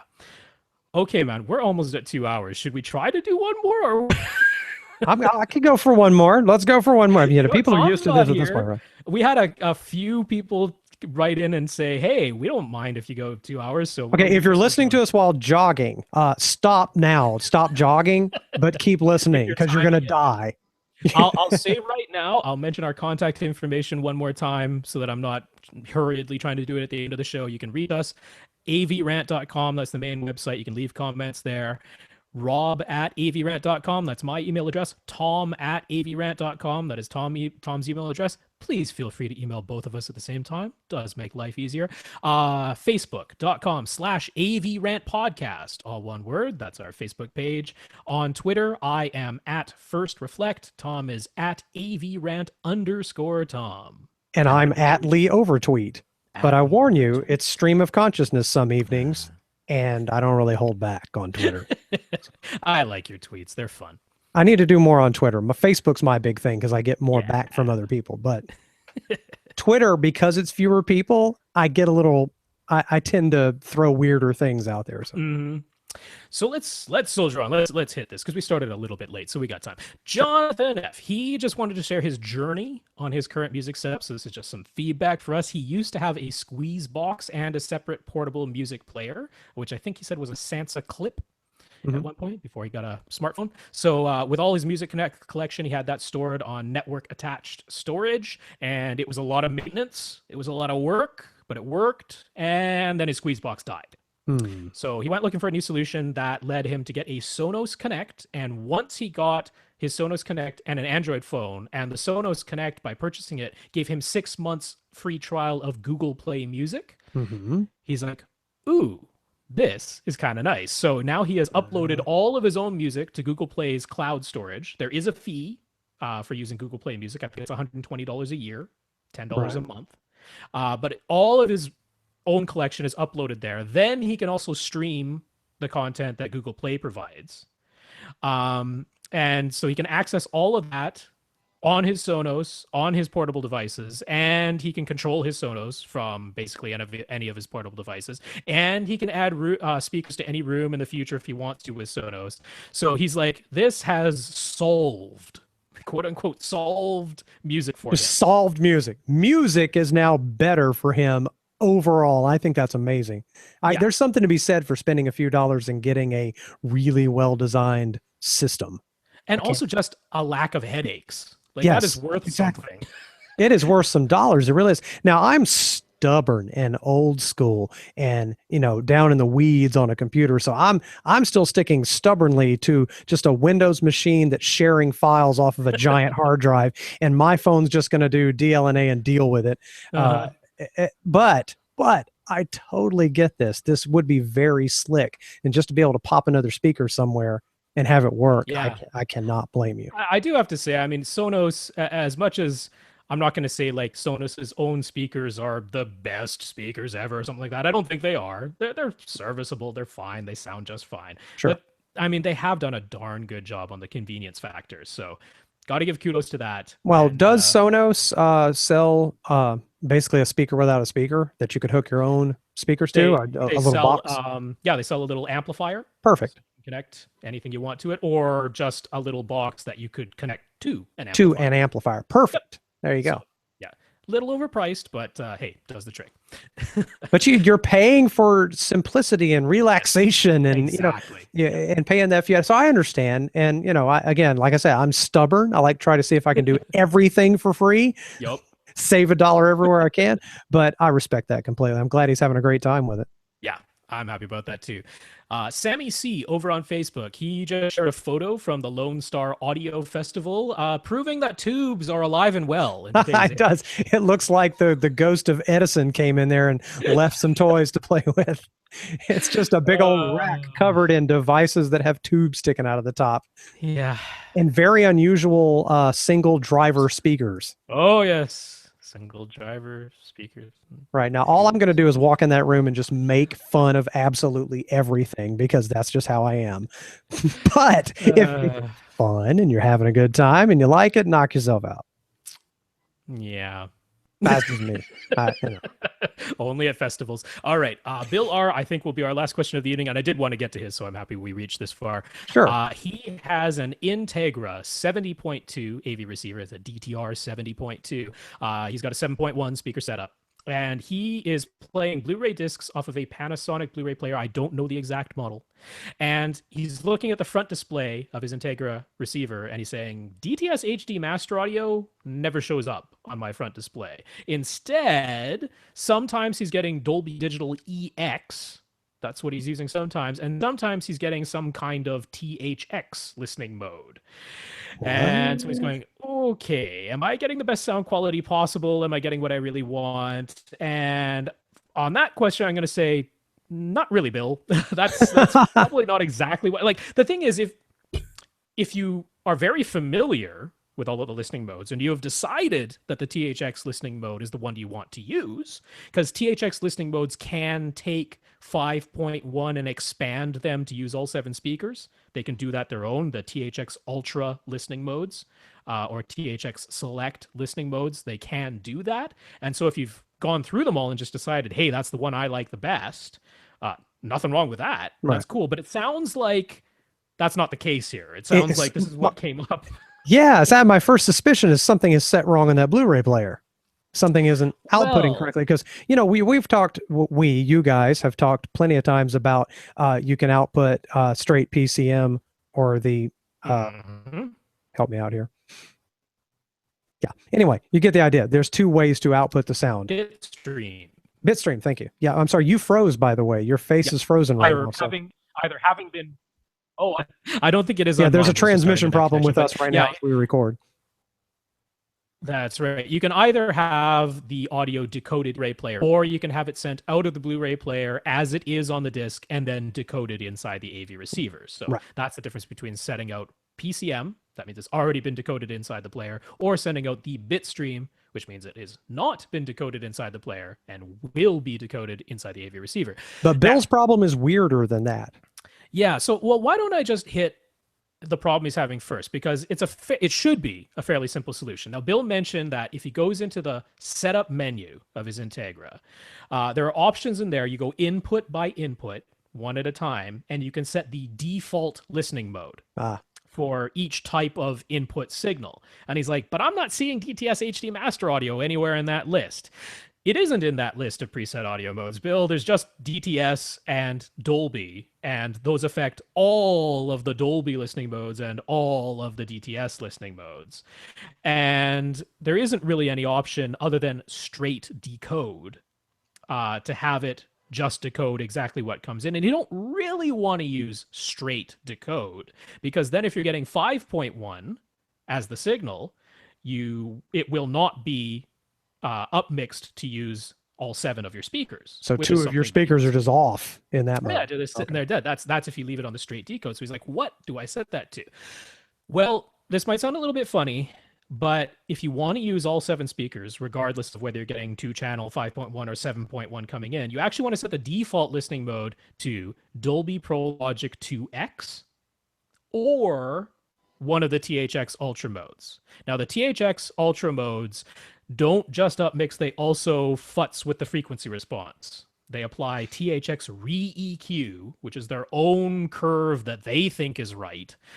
And I'm not a huge fan of it. That's very strange. So how does that take over from your like Odyssey settings or not? Well, Odyssey can still be active in the background, but then it equalizes on top of Odyssey to give it a new curve. So yeah, like I say, I'm not a tremendous fan. I actually like the THX music mode. Mhm. I don't mind that too much for listening to two-channel music, but it's kind of been supplanted by other things at this point. So Dolby Pro Logic 2X, you could actually set as your default mode, and then if a 7.1 signal comes in, it'll just play it as regular Oh, okay. I was audio. about to say, Yeah, okay, great. yeah. So that would be it. But the even faster way for you to test this out, Bill, is on your Integra's remote, below the arrow keys, the up, down, left, right, and OK, there are 4 buttons going across that say movie, music, game, and THX. You pick any one you want, but probably movie, and press that movie button repeatedly, and you should see on the front panel of your Integra, while something is playing, all the possible listening modes. Ah, Now, what you can do there is just get it to the mode you want, and then in your setup menu, have the setting for the default listening mode be last valid. Because last valid just says, hey, whenever this signal type, whatever it might be, comes in, I'm going to go to the last valid listening mode that was used for that signal type. And if you have cycled through them and selected the one you want, and then you don't touch it again, last valid will do what you want it to do, which is go back to what you just had. seems like you shouldn't have to do such a little trick, but that makes sense. Yep. Okay. So that, if you got people who play around with it and you want to make sure your default listening mode is set elsewhere in that setup menu, you can do that. But honestly, the last valid is the default. Like if you just reset your processor, last valid is the default. And then it's just up to you, whatever signal you're playing. You might have to do this multiple times because one time you might be getting 5.1, one time you might be getting 7.1, one time you're getting Dolby True HD, another time you're getting DTS HD Master Audio, another time you're getting Dolby Digital, another time you're getting stereo. And for each different type of input, you'll have to cycle through pressing your movie or music or game or THX button. You can do them all if you want to and listen to each of them and say, that's the one I like. And now every time that signal type comes in, that's what I'm going to get because I set in my setup menu last valid. Wow. Okay. Right. So that will take care of his listening mode thing. Now, the other part of it is his Panasonic Blu-ray player, because I don't know which one he's got. And Blu-ray players can potentially be a pain because they basically didn't make enough things mandatory on Blu-ray players. They made a whole bunch of things optional under the Blu-ray Disc Association. So it is possible to have a Blu-ray player that does not decode multi-channel True HD and DTS HD Master Audio. Every Blu-ray player will decode regular Dolby Digital. Every Blu-ray player will decode regular DTS. But that might be all you get inside the player itself. It's possible. Huh. Even on a new one? Even on a new one. There are some. There are some that say compatible with DTS HD Master Audio. Oh my. Doesn't mean they actually decode DTS HD Master Audio. It means if you play DTS HD Master Audio and have the decoding done inside the player, it's just decoding regular DTS. It's compatible. You get sound, but you don't actually get Master Audio. I'm making angry face right now. Yeah, angry face. Too. I hate that they've done this. That shouldn't be a thing.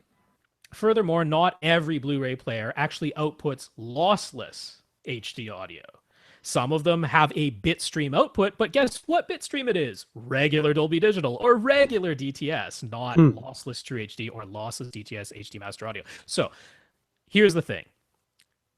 Usually, if you can output the bitstream of full lossless audio, there will actually be 2 bitstream output settings somewhere in the setup menu of the Blu-ray player. Right. On Samsung, they'll actually call it like bitstream output and then bitstream output, quote unquote, audio file. Or bitstream output in brackets original or through or some other demarcation to tell you, oh, it's not taking the lossy core, the regular Dolby Digital or the regular DTS lossy core out and sending that bitstream. It's actually sending the full lossless bitstream. Right. There should always be a setting that says, give me the very best thing on this disc. Yeah, but it's optional. They don't have to do it. Most of them do, but so I don't know. I don't know what Bill's case is, but the nice thing is if he does set it to, if he does set it to bitstream output and then he just cycles through using his Integra remote, pressing the movie button over and over and over again to cycle through all the possible listening modes. If he's got full lossless output and he's playing a DTS HD Master Audio disc or a Dolby True HD disc, eventually those words will come up on the front of It'll the screen. click and he'll see it listed. Yeah. But, okay, great. Last part of it, that is though, when that comes up, it might be 5.1. Like that depends on the disc, right? So Yeah. if you want to make it 7.1, you still have to cycle through until it says Dolby Pro Logic 2X. You're right. So that's where you have to carefully note what's on your movie. Uh-huh. Mm-hmm. Confused yet? Yes. Yes, I am. Why is it this hard? Nobody knows. Very, very silly. But if you're doing that, one thing he was worried about is he's heard us talk about these direct or, pure direct modes where it actually deactivates your bass management and deactivates Audison. He's like, hey, I have Mult-EQ XT32. I like it. Please don't turn that off. Yeah. If you're not using a mode that says direct or pure direct, you don't have to worry about it.